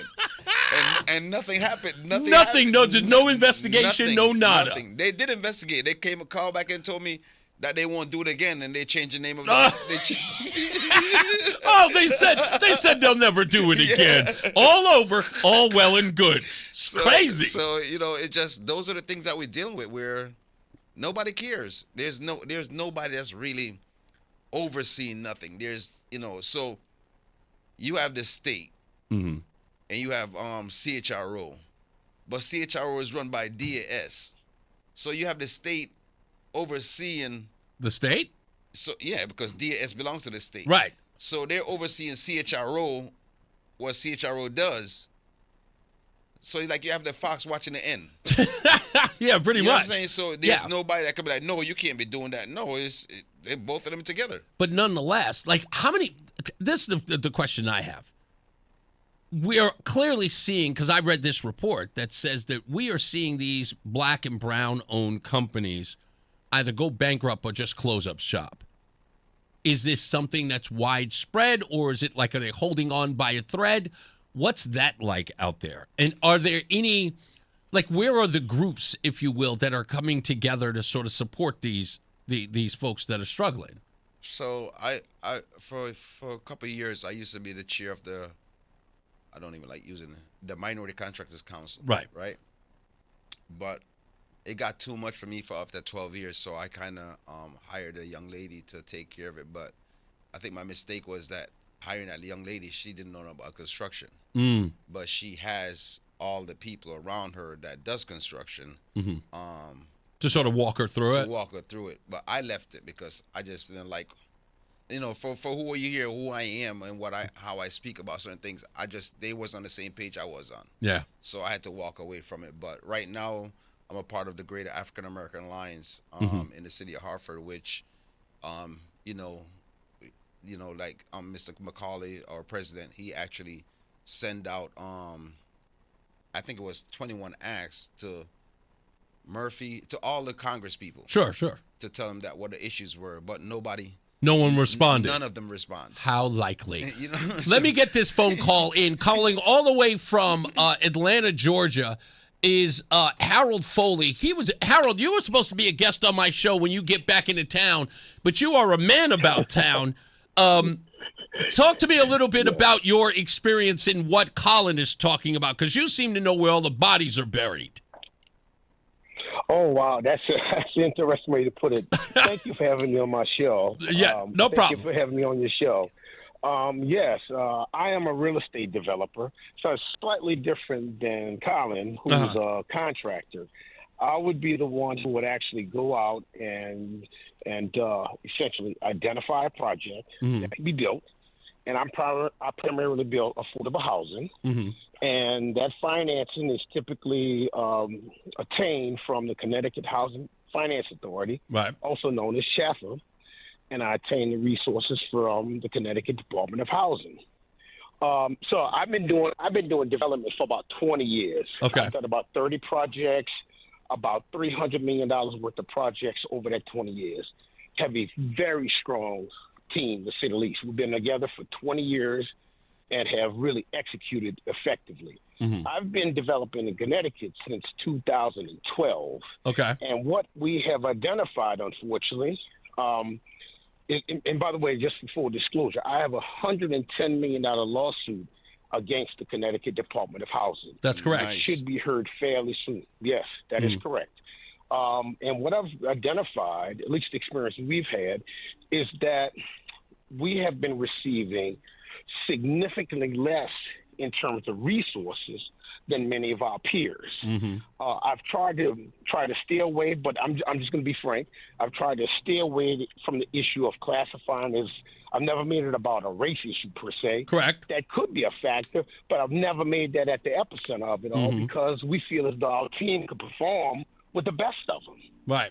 All right. You feel like they are making this. They're making this a racial issue in spite of your race, so to speak. Right. This is happening without your consent against you.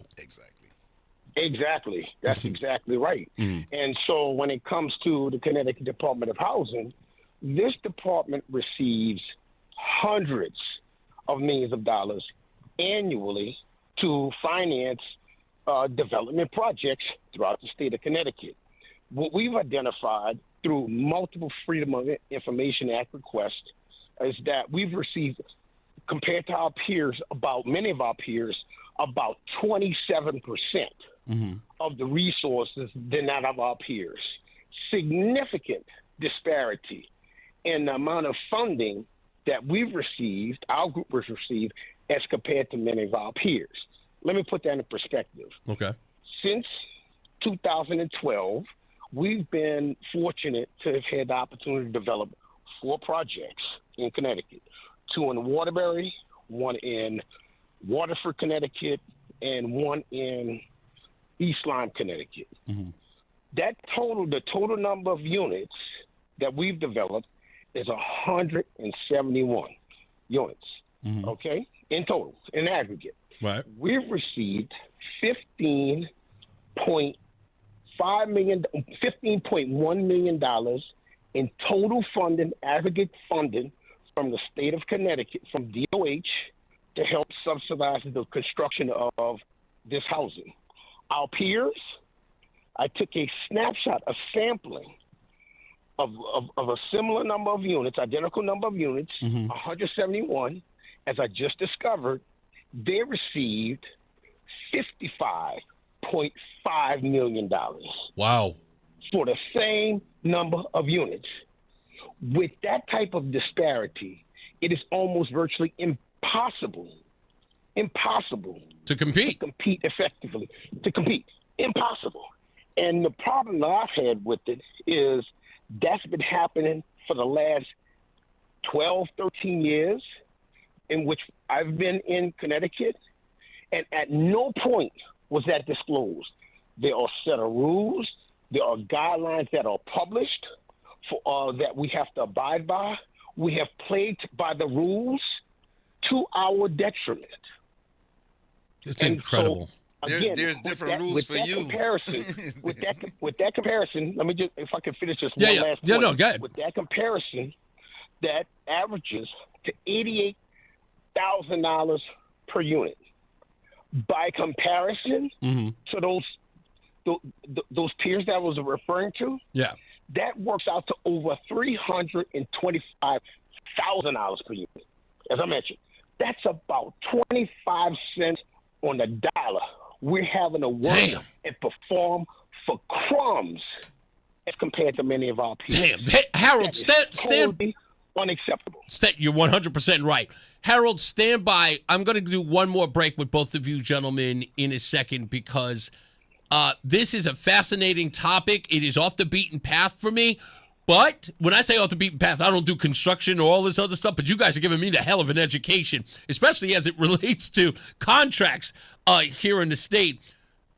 I'll get into this in a second, but Harold, stay on the line. I'm going to put you on hold. We're going to come back to Harold Foley. We've got Colin Dawkins here.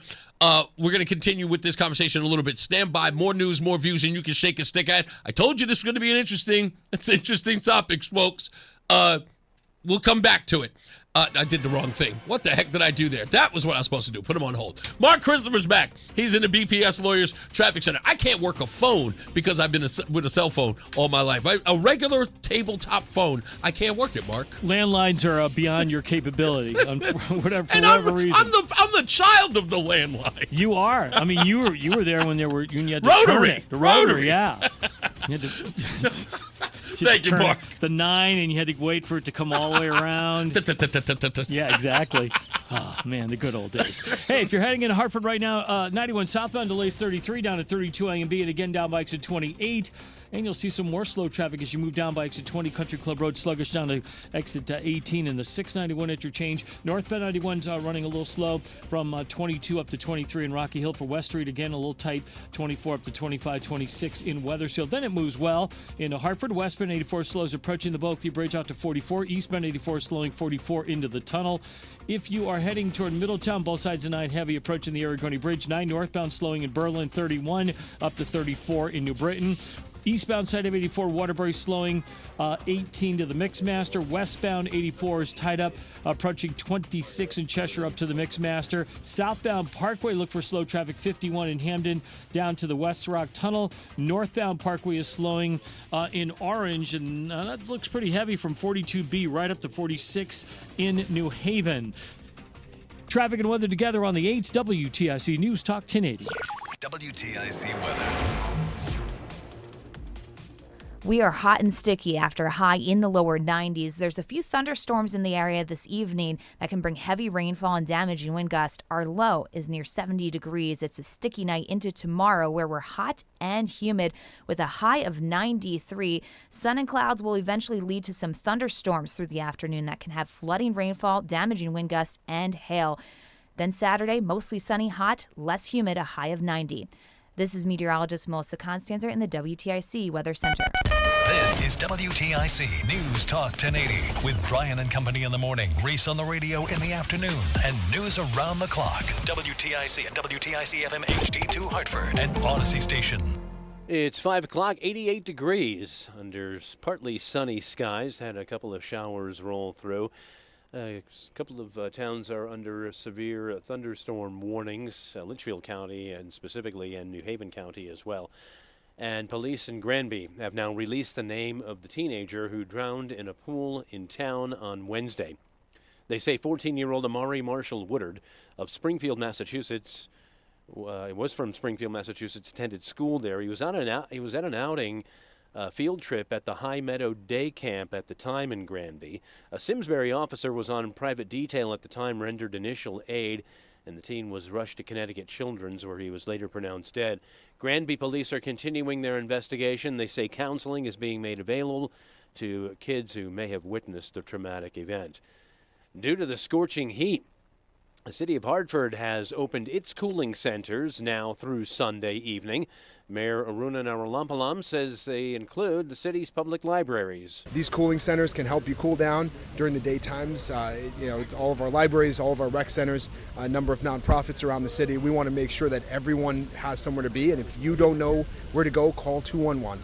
There are locations in every single neighborhood, and we want to make sure everyone can stay safe and cool. Now, the fire department is also handing out water to residents throughout the city who need it.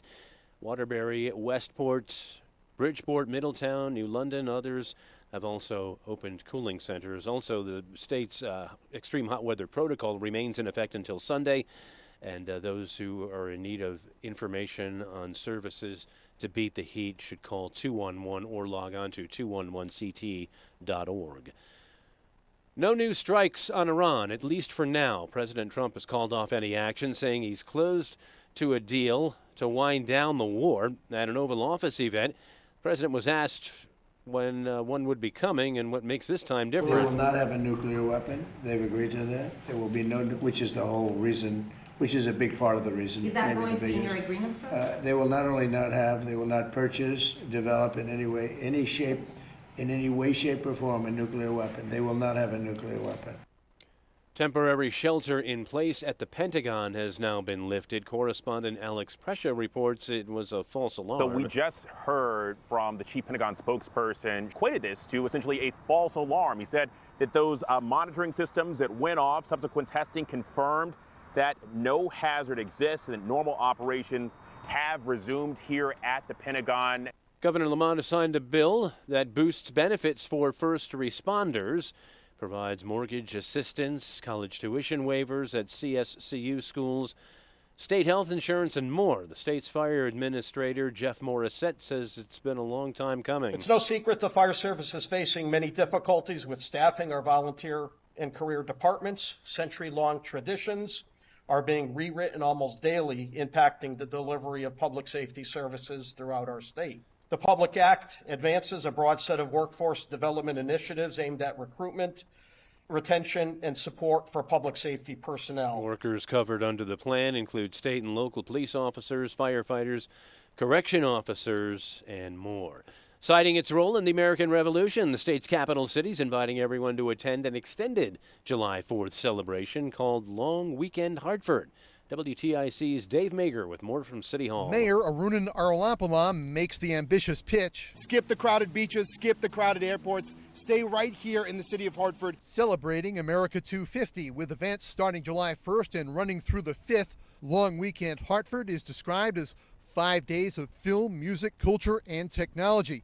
Tanisha Dugan is the city's director of arts and culture. So I'm really excited that there's one place, longweekendhartford.com, that you can see every arts, culture, entertainment option there is in Hartford.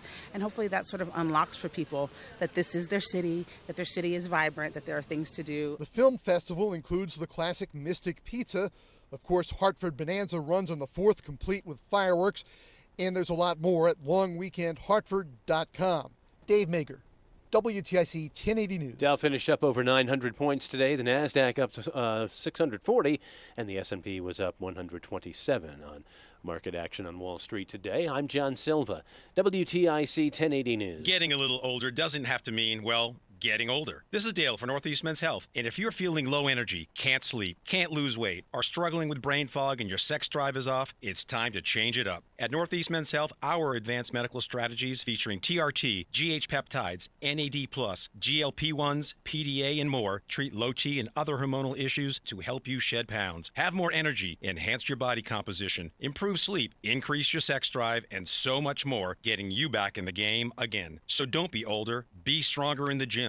Be sharper at work, be better in the bedroom, and be more confident in every part of your life. So call us today and find out how our advanced treatment strategies could change the game for you. Your first visit is just $99 and includes blood work and a medical consult. And if you start on one of our advanced treatment plans on the day of your appointment, your visit is free. Call 800-930-5956 or go to northeastmenshealth.com. Featured therapies are compounded and have not been evaluated nor approved by the FDA. Provider prescription required. See website for details. It's Reese on the Radio on NewsTalk 1080 WTIC.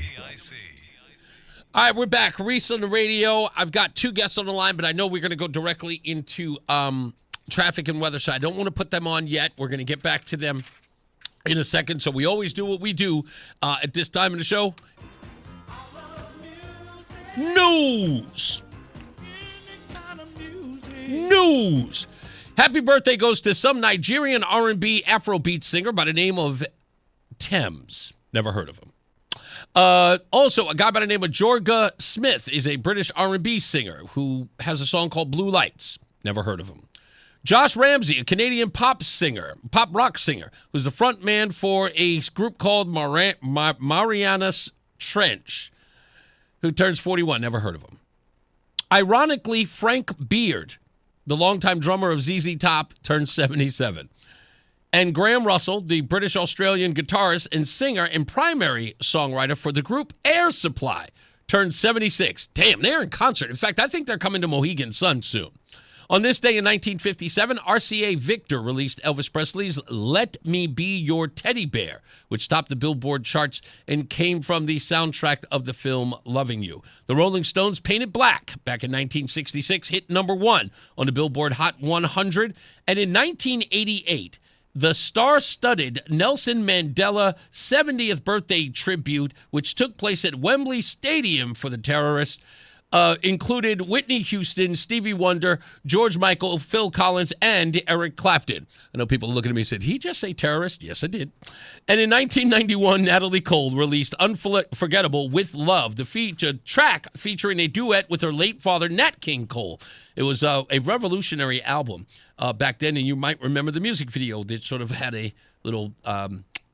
what was it, like a hologram version of Nat King Cole singing Unforgettable with her. So that is your music news. Let's get to Mark Christopher. He is in the BPS Lawyers Traffic Center. You remember that? That was like a revolutionary music video with Nat King Cole with his daughter Natalie Cole. That was like a big deal. I believe that album that she came out with the standards, a lot of the standards are dead, and won a Grammy. It won an Album of the Year at the Grammys. Okay, yep. Yeah. That is a phenomenal album. Yeah, big deal. It was a big deal back then. And I will never forget when she performed at the Grammys with the so-called hologram there that they did for television. Yeah. It was a big deal. Everybody talked about that. You know, Nat King Cole, man, when you watched him sing, it seemed effortless. Like he wasn't even trying. He looked like he was whispering. Yeah. Like, he had such a diaphragm and a delivery. Effortless. You're 100% right. Perfect word for him. Pretty. You watch him, it was like he's not even trying. It sounds amazing. Hey, if you're heading into Hartford right now, 91 southbound delays 33 down to 32 A and B, and again 27 down to 28. If you are traveling down into the Meriden area right now, look for some slow traffic as you move down between exit 20 Country Club Road down to exit 18 in Meriden. If you are traveling on the westbound side of 84, you've got some slow traffic. Bulkley Bridge out to exit 47 Sigourney. 84 eastbound tied up. 44 Prospect Oakwood into the tunnel. If you're traveling into Middletown, 9 southbound's a little tight as you approach the Aragoni. 9 northbound slowing 31 up to exit 34 as you move Berlin into New Britain. Westbound side of 84 is sluggish. 26 in Cheshire up to the Mixmaster. 84 eastbound, some slow traffic. 26 down to the 691 interchange. Traveling southbound in the Parkway, look for delays from exit 51 down into the West Rock Tunnel. And northbound Parkway is heavy from Milford from the Sikorsky Bridge all the way up to exit 46 in New Haven, so a lengthy delay there. Traffic and weather together on the 8's WTIC News Talk 1080. WTIC weather. Looking across our area, still some strong thunderstorms out there moving southward. So they are departing, but we still have the rain out there in a few spots. So watch out, that'll slow you down, especially Waterbury on south. As we head through the rest of this evening, there will still be maybe a rumble of thunder around, but ultimately things are quieting down for us. And we had a low of 70 degrees. It's a warm, sticky night. And that's why the heat advisory lasts through tomorrow evening for us. It's hot and humid tomorrow with sun and clouds, a high of 93. There will be a late afternoon into the evening thunderstorm. These thunderstorms, as they come through, they're going to be strong to severe. So they bring the threats of flooding downpours, damaging wind gusts, and even hail. As we go into tomorrow night, then we fall to a low of 67 degrees. Saturday is mostly sunny and hot, but not as humid. We'll hit a high of 90 degrees. Sunday is still hot with sun and clouds, a high of 89. It'll be breezy in the afternoon, and there will be a late thunderstorm for the area.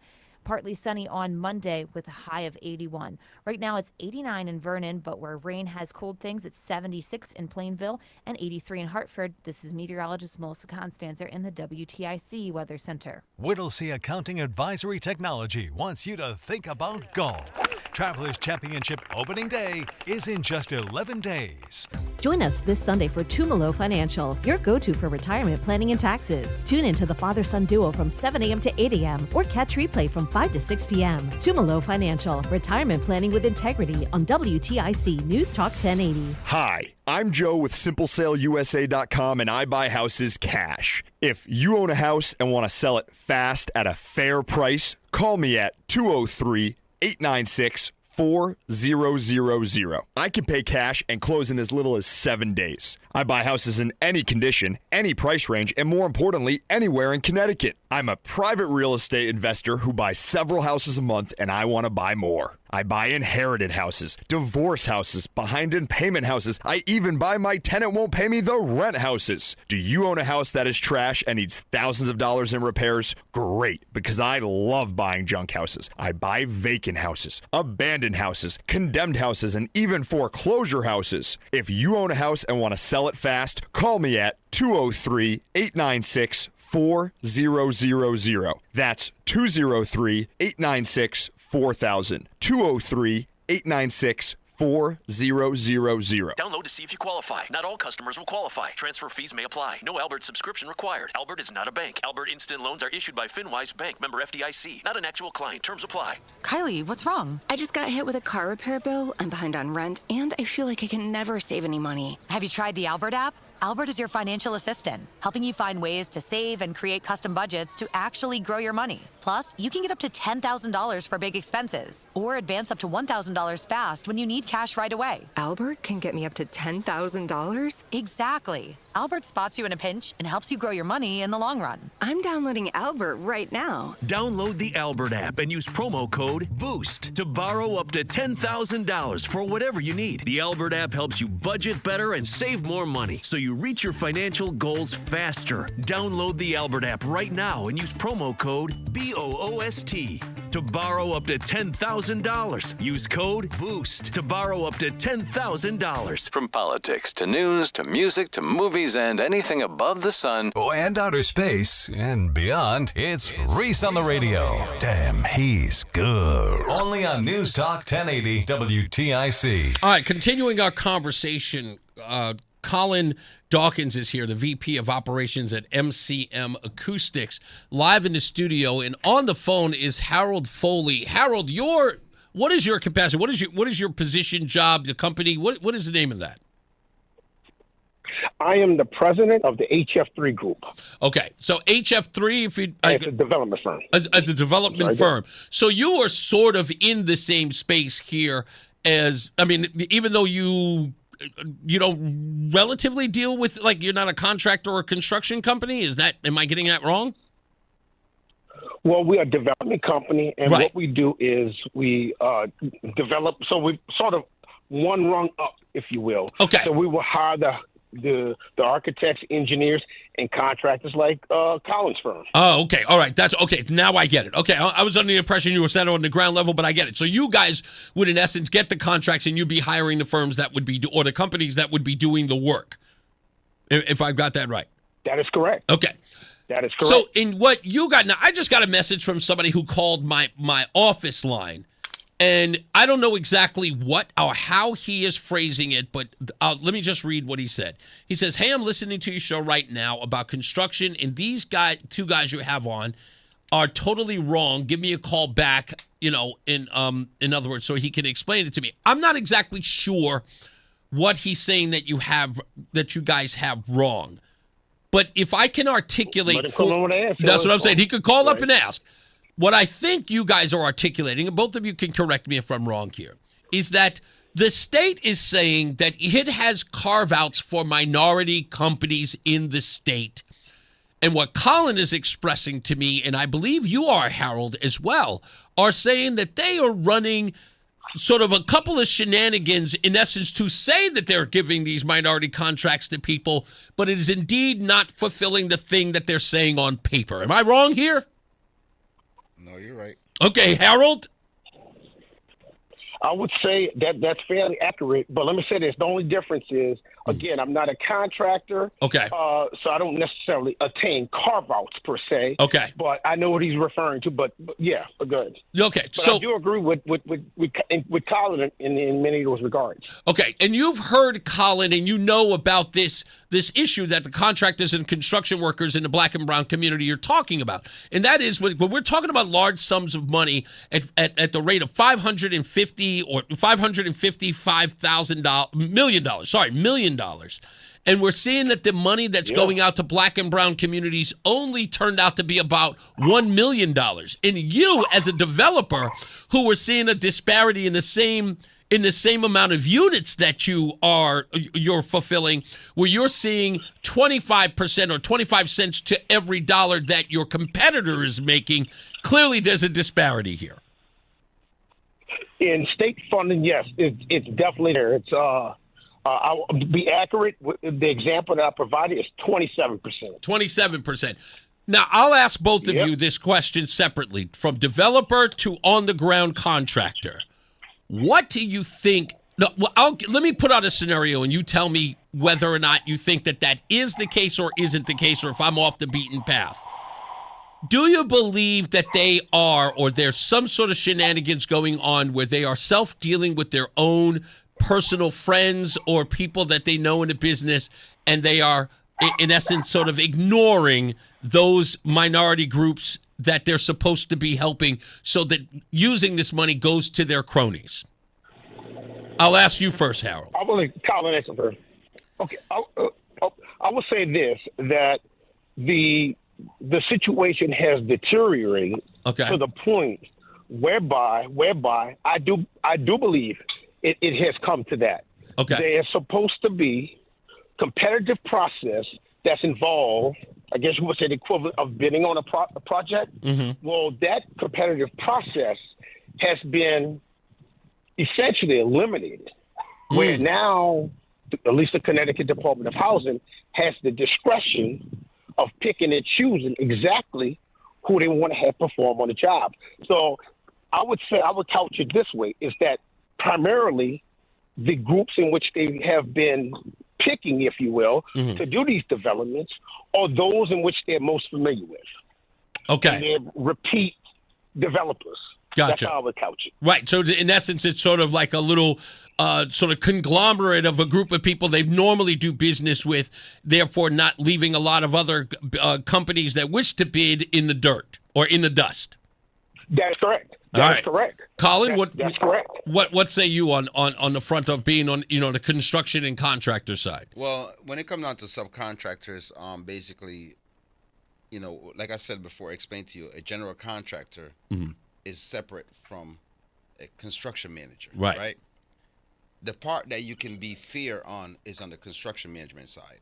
Mm-hmm. But that's the side that you need bonding for. Right. Because you're open up the game itself, the way that it is a great opportunity for minority contractors, black and brown contractors. But the requirement of bonding that the state knows, and is if you go to DS website right now, it says what is holding back black and brown contractor. They know it. And it says bonding. Right. Right. So when they change a process in 2015 where it's requiring bonding, you are basically kicking out the black and brown contractors. So they know it. They know it. So they know that you don't have a bid bond. Right. But they still have a set aside. Mm-hmm. You get what I'm saying? Right. So the set aside there, even though they are literally putting up a barrier for you to ever receive or even touch that money. You can't touch it. So when Can I, go ahead. Go ahead, Harold. I would interject, Colin. Colin, this is going to surprise you. They have waived that bonding requirement for the folks. For whom? I'm not going to name the company, but they have. Oh, you saying there's a company that waived the bonding for contractors?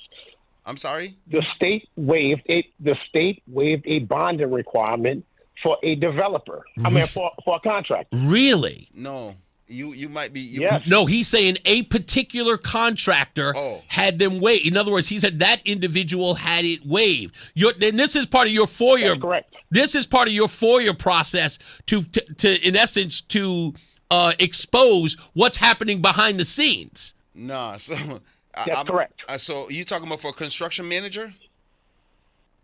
For a general contractor, a bond payment and performance bond was waived for that particular contract. Oh, it's waived for so it was waived for one individual. Yes, he's saying that in essence because this is the self-dealing you and I were talking about earlier.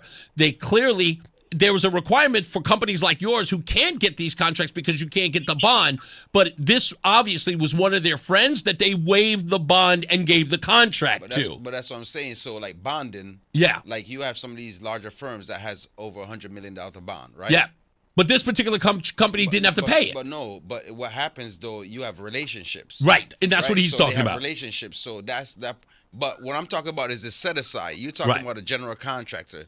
So the program itself is SBA. I mean, is from DAS, right? Mm-hmm. But the program really works off the set aside program.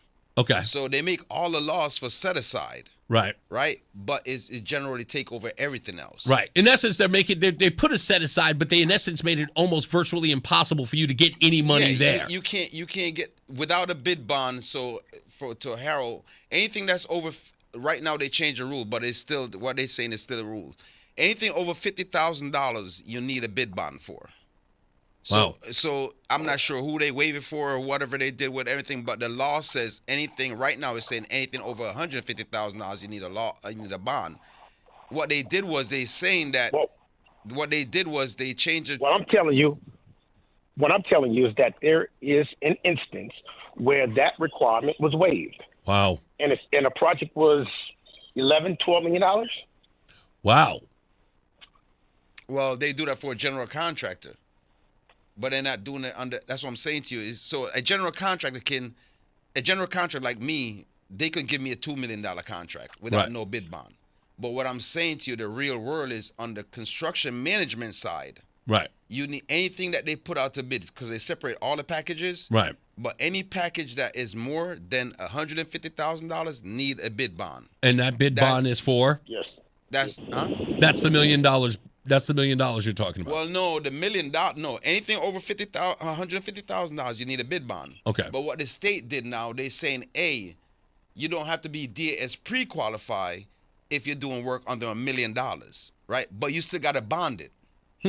So you know what I mean. So it sounds confusing, but I think I'm getting it now. But if you have bond, you want to get pre-qualified, right? So if you do have it, why not get pre-qualified? But they just turn the words around and say, right, and say you don't have to send in all this paperwork to get DAS pre-qualified. But if there's a job for $800,000, you still need a bid bond. Wow, that is insanity. You know what I mean? So it does. Yeah. Last word, Harold. I think. I'm sorry. Go ahead. No, go ahead. I'm listening. What I think is really the issue is that there are one set of rules for one group, and it's a totally different set of rules for another group. Yeah. And going back to my example with the 27 cents on the dollar, right? We're all asked to run 100 meters, right? Yeah. Sheetrock costs the same. Cabinets cost the same. Appliances cost the same. We still have the same expectations. Right.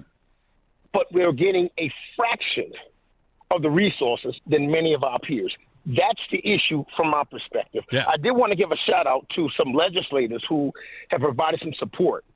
One would be Senator Saud Anwar. Really? And then Senators Henry Martin, Senator Stephen Harding, okay, and Senator Rob Sampson. Okay. They have listened, fortunately, to what I've been saying, and they have written letters of support trying to address this issue to both the governor as well as the attorney general. And I thank them greatly for at least listening to what I had to say. And there's an op-ed piece which you can find online, which Senator Saud Anwar just recently had published about 2 weeks ago. Well, I want more. You can read that op-ed online. I want more done about this because William Tong, who is not addressing this issue with minority contractors and developers, has just joined that lawsuit in Delaware with 20 attorneys generals and about DEI programs. While again, this issue persists right here in his own state, and he said nothing about.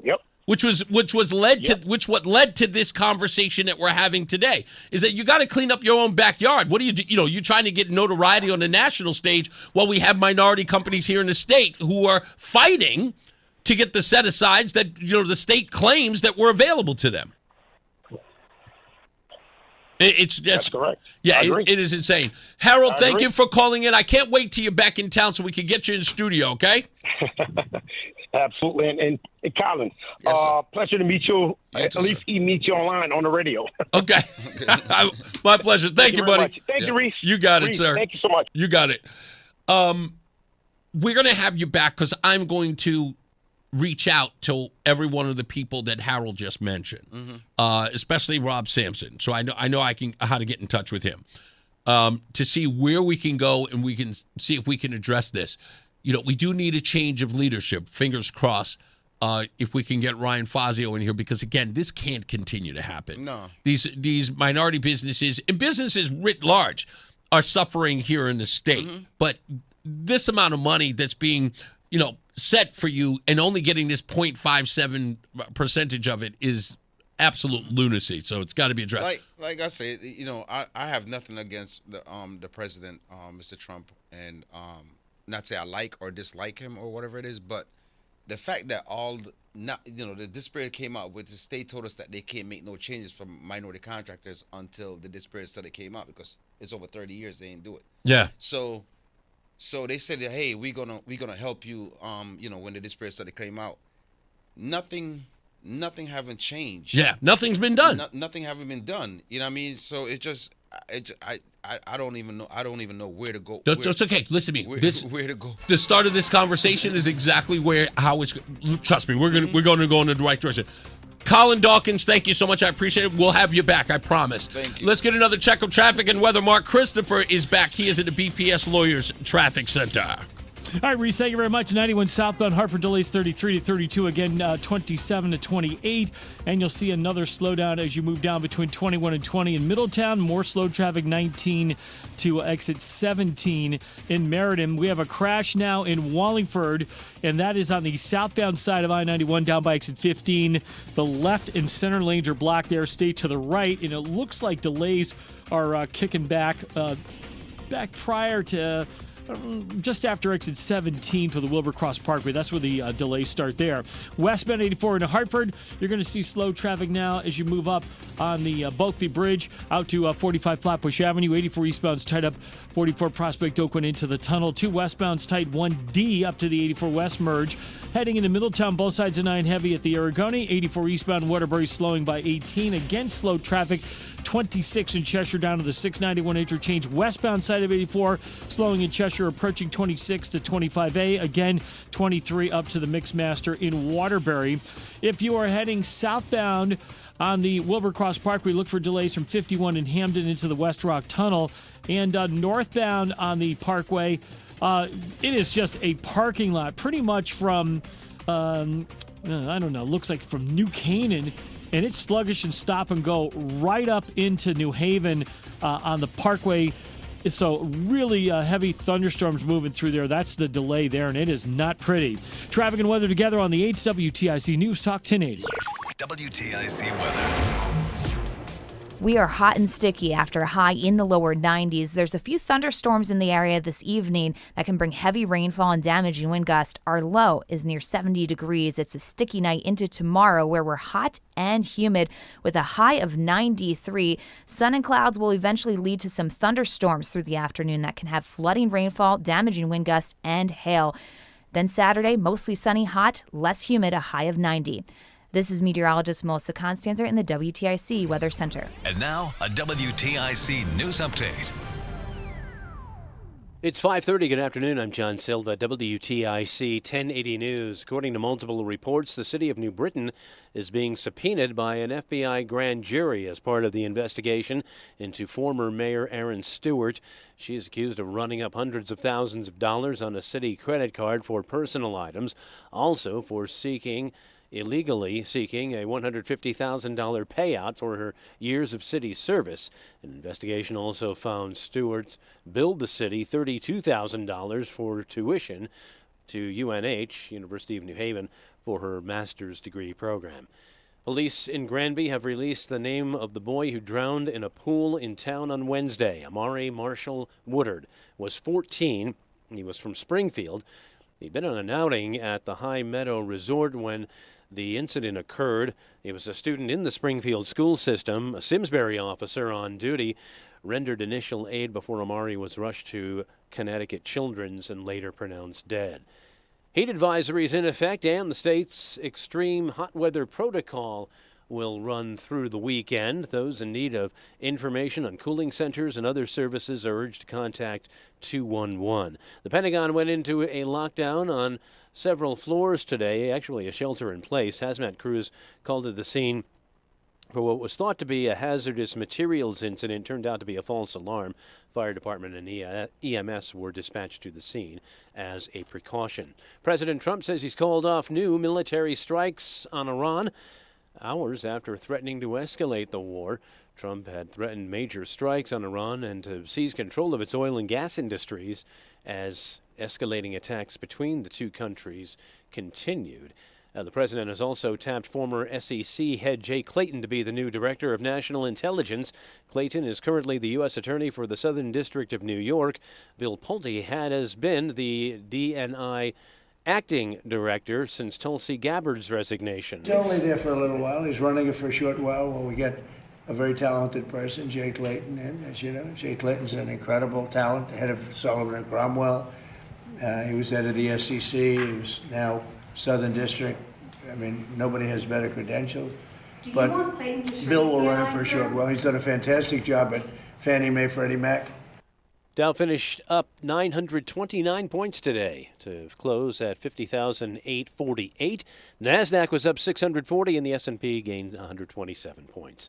I'm John Silva, WTIC 1080 News. He's a former coach with two sons who played professional basketball. Satch Sullinger's a competitive individual, but his golf game was suffering because of painful joints. Right, that's real important, the golf game. Right, as we get older, we create these bad habits because we're relegated to hit a certain way. QC Kinetics used regenerative treatments, all natural healing properties from Satch's own body, to restore those damaged joints and get his golf game back on track. QC Kinetics Regenerative Medicine is regenerating me, all natural, and that's what I'm about. I'm going to tell everybody why I'm better. Oh, and by the way, looks like the competitive Satch is back. We're all in the same boat, and I'm getting better, and I'm watching them stay old. Go to QCkinetics.com. Get relief and your game back. Call for your complimentary consultation. Call QC Kinetics, 860-440-PAIN. That's 860-440-PAIN. 860-440-PAIN. Let me tell you something about insurance. When you sign your insurance policy, for some brokers, that's the finish line. Handshake, commission, done. Then you may not hear from them again until it's time for renewal. But your business runs all year, so do the gaps and the risk. So go to Supersure.com. If your company has more than 25 employees, whether you're the owner, CFO, or HR manager, it can be too complex to just go buy a policy online. Supersure is the super agency built for you, licensed in every state for your business insurance and employee benefits, all with year-round support for you and your team. At Supersure.com, you can access tools like fine print facts. It'll translate your current policy into plain English so you see what's covered and what's not. Plus a business value calculator so you can estimate what your business is worth so you know what actually needs protecting. Go to Supersure.com. One super agency, one powerful platform, all your policies in one place. Supersure.com. That's Supersure.com. Paid for by Supersure Insurance Agency, LLC, a licensed insurance agency. The Odyssey app lets you jump back to the moments you missed from WTIC News Talk 1080. Download the free Odyssey app, search WTIC News Talk 1080, and tap earlier today to get started. Can I tell you something? I find this incredibly fascinating. And it's so typical. So I will get criticized over and over again about the things that I never discuss. You don't ever bring it up. You don't ever say nothing. You ain't never bring anybody on to talk about that. And then you do it. And you know what you get? Well, so what? It ain't gonna do nothing. It is fascinating to watch. It's fascinating to watch. And let me explain why. It's this simple. As soon as you expose their people of the thing that they want so much attention for, once you expose it, it's their people responsible. And it's a team sport. You know the drill. Once you find out it is their favorite people who are committing said crime, like, the original sin of racism, when it's one of their own, then exposing it becomes completely dismissive. Yeah, sure, you brought it up, but what's it going to do? Do you really, I have to make this very clear. I don't waste my time. Do you think I brought on Colin and spoke to Mr. Foley here? You thought I brought them on because I was trying to showcase something? You really think that I waste my time like that? You think that I spent an hour and a half talking to this gentleman because you don't think I have a plan? You must be out your cotton picking mind, boy. I always come to bring the pain. You know better than that. I don't waste my time or yours. It ain't gonna do nothing. I'm so glad you said that, You know how I do? As soon as you say it don't mean nothing, it ends up meaning something. And then you end up go, well, I mean, I know. Just apologize and move on. That's all you need to do. Apologize and move on. You don't think anything's going to come of it? I'm just exposing the bigots. I thought that was important to you folks. You just like your own bigots. I understand. And so, you're bigots. You love them. You like the Nazi tattoos, all of that stuff. We're almost done. Mark Wayne Mullen. Yeah, it's finding the kids. Fantastic stuff today. I loved watching that video today. Find those kids. Mark Christopher's back. He's in the BPS Lawyers Traffic Center. How we doing, sir? All right, Reese, thank you very much. Well, 84 eastbound delays 44 Prospect Oakwood into the tunnel. Westbound 84 slowing in East Hartford, approaching the Bulkley Bridge out to 45. Southbound 91's a little tight by 33. In Hartford again, just a little slow, 27 to 28 in Hartford. Another slowdown, 19 down to 17 in Meriden. Now, if you're traveling northbound 91, look out for an accident. Looks like it's in that exit-only lane, 91 northbound for 25-26 in the Putnam Bridge. After that, good ride into Hartford. Westbound Route 2 slowing 1D up to the 84 West merge. Both sides of 9, heavy approaching the Aragoni. 84 eastbound slowing in Waterbury by 18. Westbound 84 sluggish from 26 in Cheshire up to the Mixmaster in Waterbury. If you're traveling 91 southbound in Wallingford, an accident down by exit 15 right now. And that has the left and the center lanes blocked there. Stay to the right. If you're traveling in toward New Haven, southbound Parkway delays from 51 in Hamden into the West Rock Tunnel. Northbound Merritt into the Wilbur Cross Parkway is a really long, slow line of traffic.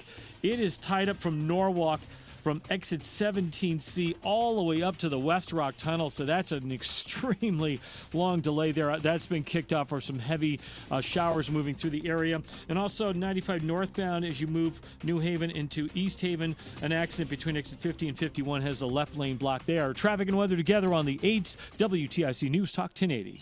WTIC weather. Most of the showers have started to leave our area, but we are still talking about maybe just a brief rumble of thunder. We've seen that in some of our eastern areas. As we head through the rest of tonight, it becomes quieter, low of 70 degrees. It's still warm. It's still sticky, and that sets us up for a hot day tomorrow. It's why heat advisories are in place through tomorrow evening. Hot and very humid with sun and clouds. The high is 93 degrees. There will be a late day thunderstorm. This is going to be the late afternoon into the evening hours. These thunderstorms will be strong to severe, so we're watching for the threat for damaging wind gusts, plus heavy rainfall that could lead to flooding and even some hail. After that, tomorrow night will quiet down, a low of 67, and Saturday, mostly sunny, hot, but less humid, a high near 90 degrees. Sunday is hot with sun and clouds and a high of 89. It'll be breezy in the afternoon as a thunderstorm moves through the area. Then it's partly sunny on Monday with a high of 81. Right now it's 89 in South Windsor.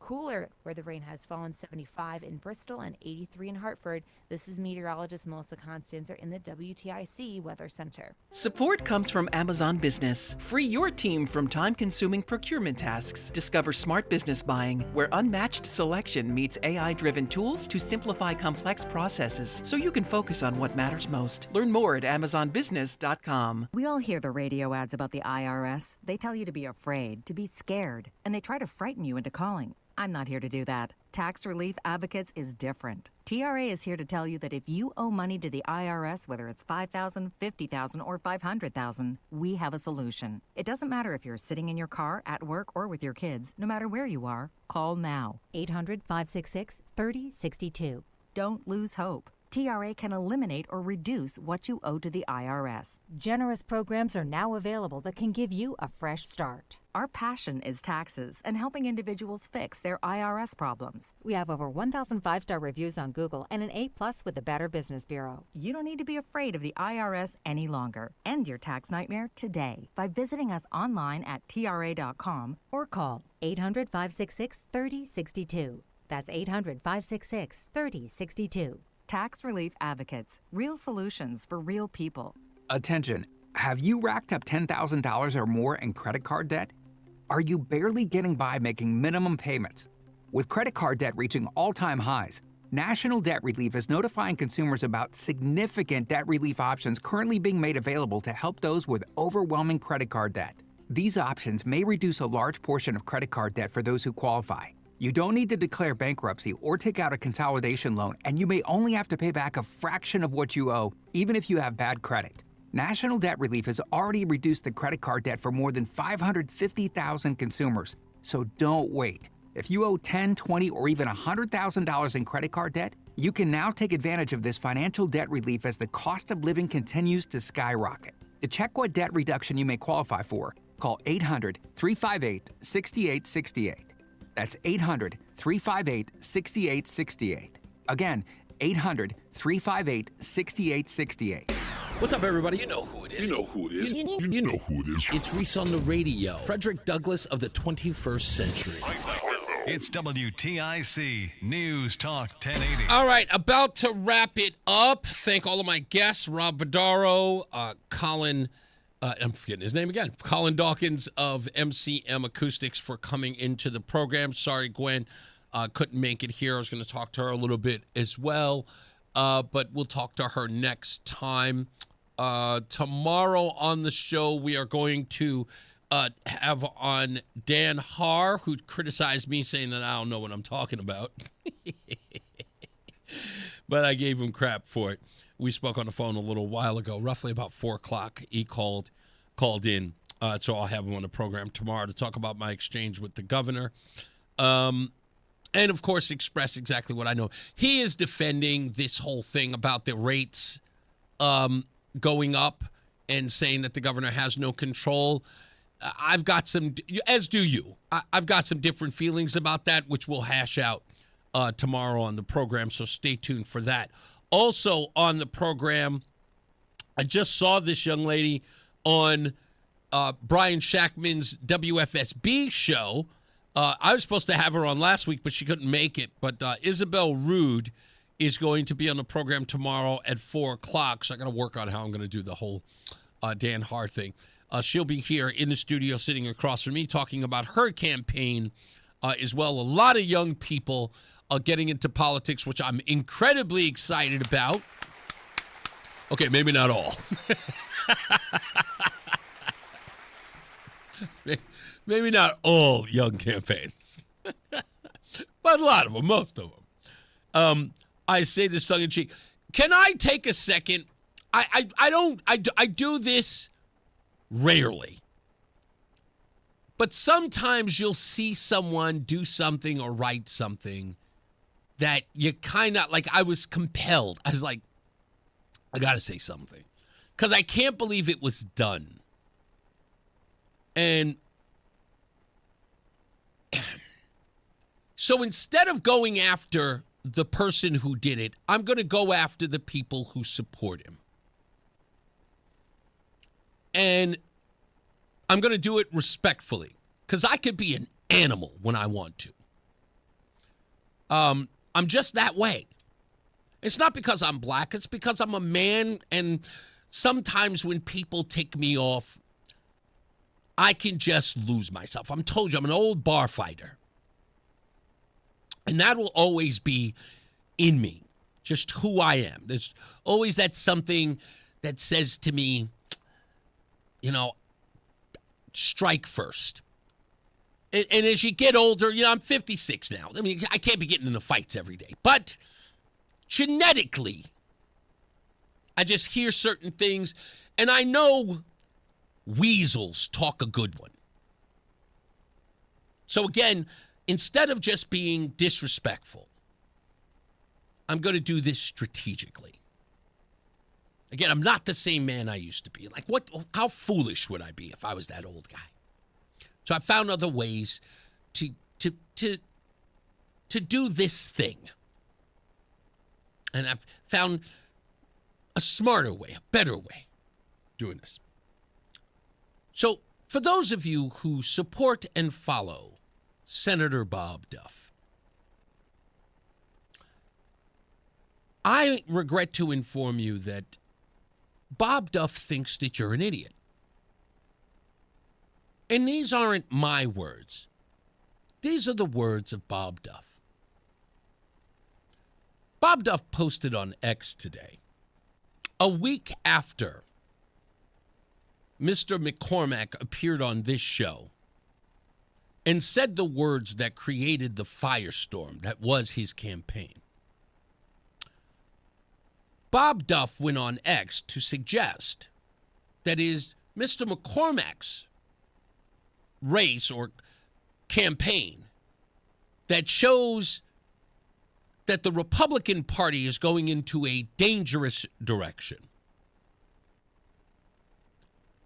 Knowing full well that Republicans and conservatives and libertarians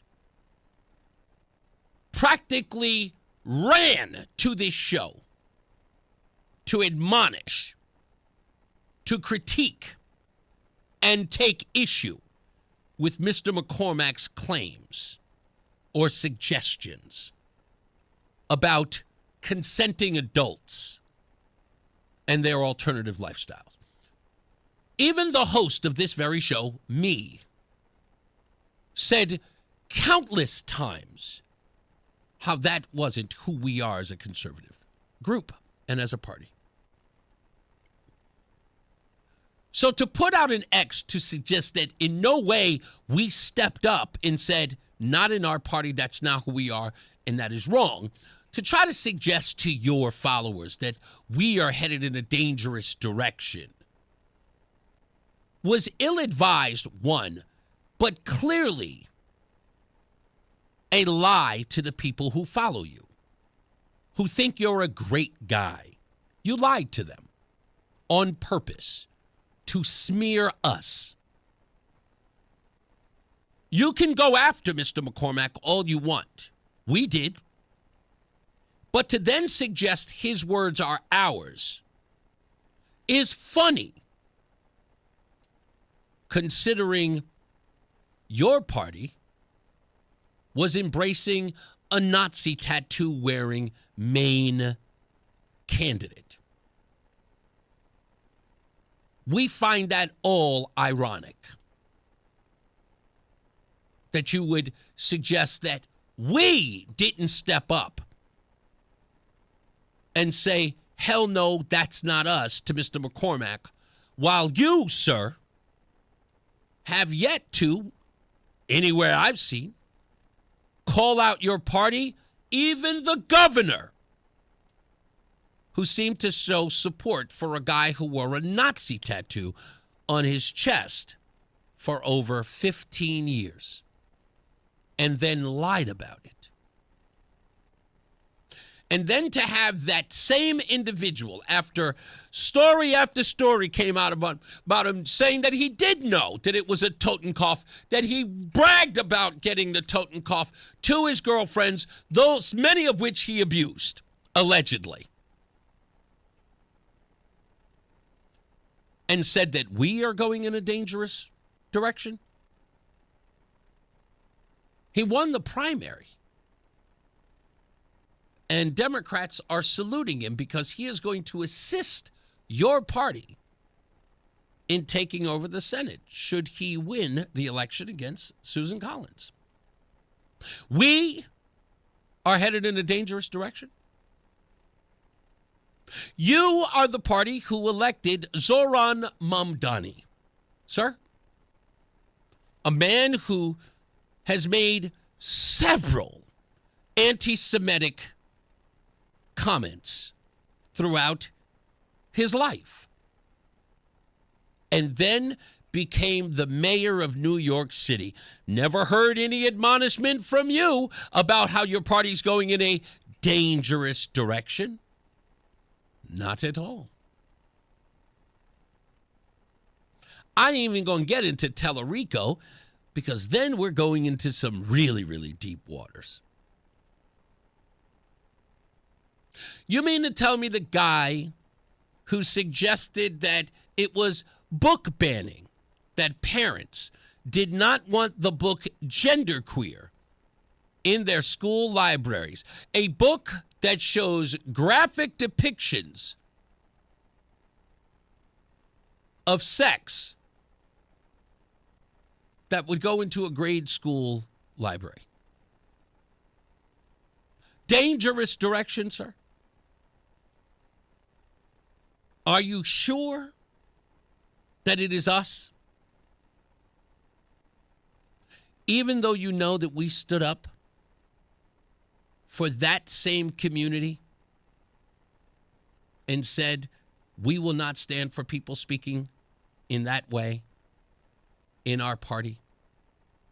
As much as you tried to paint us as swiftly, rapidly reacting to Mr. McCormack's statement, like we were on the edge. Oh my God, we need to get rid of this guy. Oh.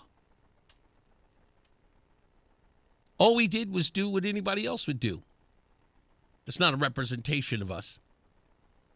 We're sorry, Mr. McCormack. We don't want that representing our party. You still got a Nazi tattoo in yours. He won the primary. I didn't hear you guys swiftly get Grand Plattner to step down. You promoted him, you platformed him, and then you voted for him. Spare me. You can't sell that nonsense over here. But again, to Bob Duff's supporters, he thinks you're too stupid to recognize it. That's why he posted it. And I think you should be insulted. Because here was an opportunity for all of us to come together and say, no, that's a bridge too far. We did. Bob Duff could have given you an opportunity to do that too. Let's all join together and say that kind of hate we cannot stand for. No. Bob Duff said, is that gasoline? Yeah. That's who that guy is. Just so we understand each other. I have a really, really good conscience. I feel really, really good about my statements and my pushback on Mr. McCormack on this very show a little more than a week ago. In no way would I have allowed that to be platformed or puffed up on this program. And the other thing I didn't do is I didn't admonish anybody on the left when I did it. I even went so far as the next day to call it out again, and anyone who supported that kind of behavior, I told them flat out, as did many people on this show who called in and said, you got a problem with me not standing up for this? Fine. I'll take those arrows too. I'm still going to be who I am. But I didn't smear Democrats while doing it. And I didn't use it as a cudgel. And I damn sure didn't play my audience out to be idiots. I respect their intelligence. And I'd expect more from you, Duff. But then again, I've been wrong before. You can do better. I expect you to. But, again, I've been wrong before. It's a very, very sad day when you couldn't just say, I commend the Republicans. Nobody would have even cared. Didn't even have to turn into an issue. Could have just said, I don't always agree with the Republicans, but on this case, they stepped up. Could have done that. But of course, everything is politics, and everything is the politics of personal destruction, huh? See? See how respectful I was? Didn't have to name call. Nah, I just used the facts. Because sometimes that's stronger than calling somebody an idiot. And don't worry, buddy. I know you heard every word. Because like I told you folks before, you need to call a plumber. Because there's leaks everywhere. I love this program. It's a damn good one. Standing behind and on the side of Reese on the radio. God bless you, Ned. Always appreciate that. Like I said, we'll be back tomorrow. We got a few guests coming in. Dan Haar's calling in on the phone. And then we have Miss Rude. Forgive me for forgetting her name, but it was right in front of me, and I already forgot it. Forgive me. I just had it. Where is it? Yes, Isabel. Isabel Rude will be here on the program tomorrow at 4 o'clock. As I always say, radio is free, so we thank you for paying attention. Remember to keep JC in your hearts and in your mind. Sean Patrick, we love you, and we miss you. Remember that panic is not planning, so plan your work and work your plan. Me, I'm Reese on the radio. You have a good night, pleasant tomorrow. We'll see you back here for Roseanne Friday on Reese on the radio. Mark Christopher, he's getting you home. He is in the BPS Lawyers Traffic Center, and I see somebody said it was a mess on 91, huh? Yeah, we have a crash on 91 northbound Reese in Weathersfield. It's in that right exit only lane to the Putnam Bridge at 2526. So you've got delays now approaching exit 24 behind that. Pretty solid stop and go through there. Southbound 91 looks good now, with the exception of a little slow 91 southbound as you move down.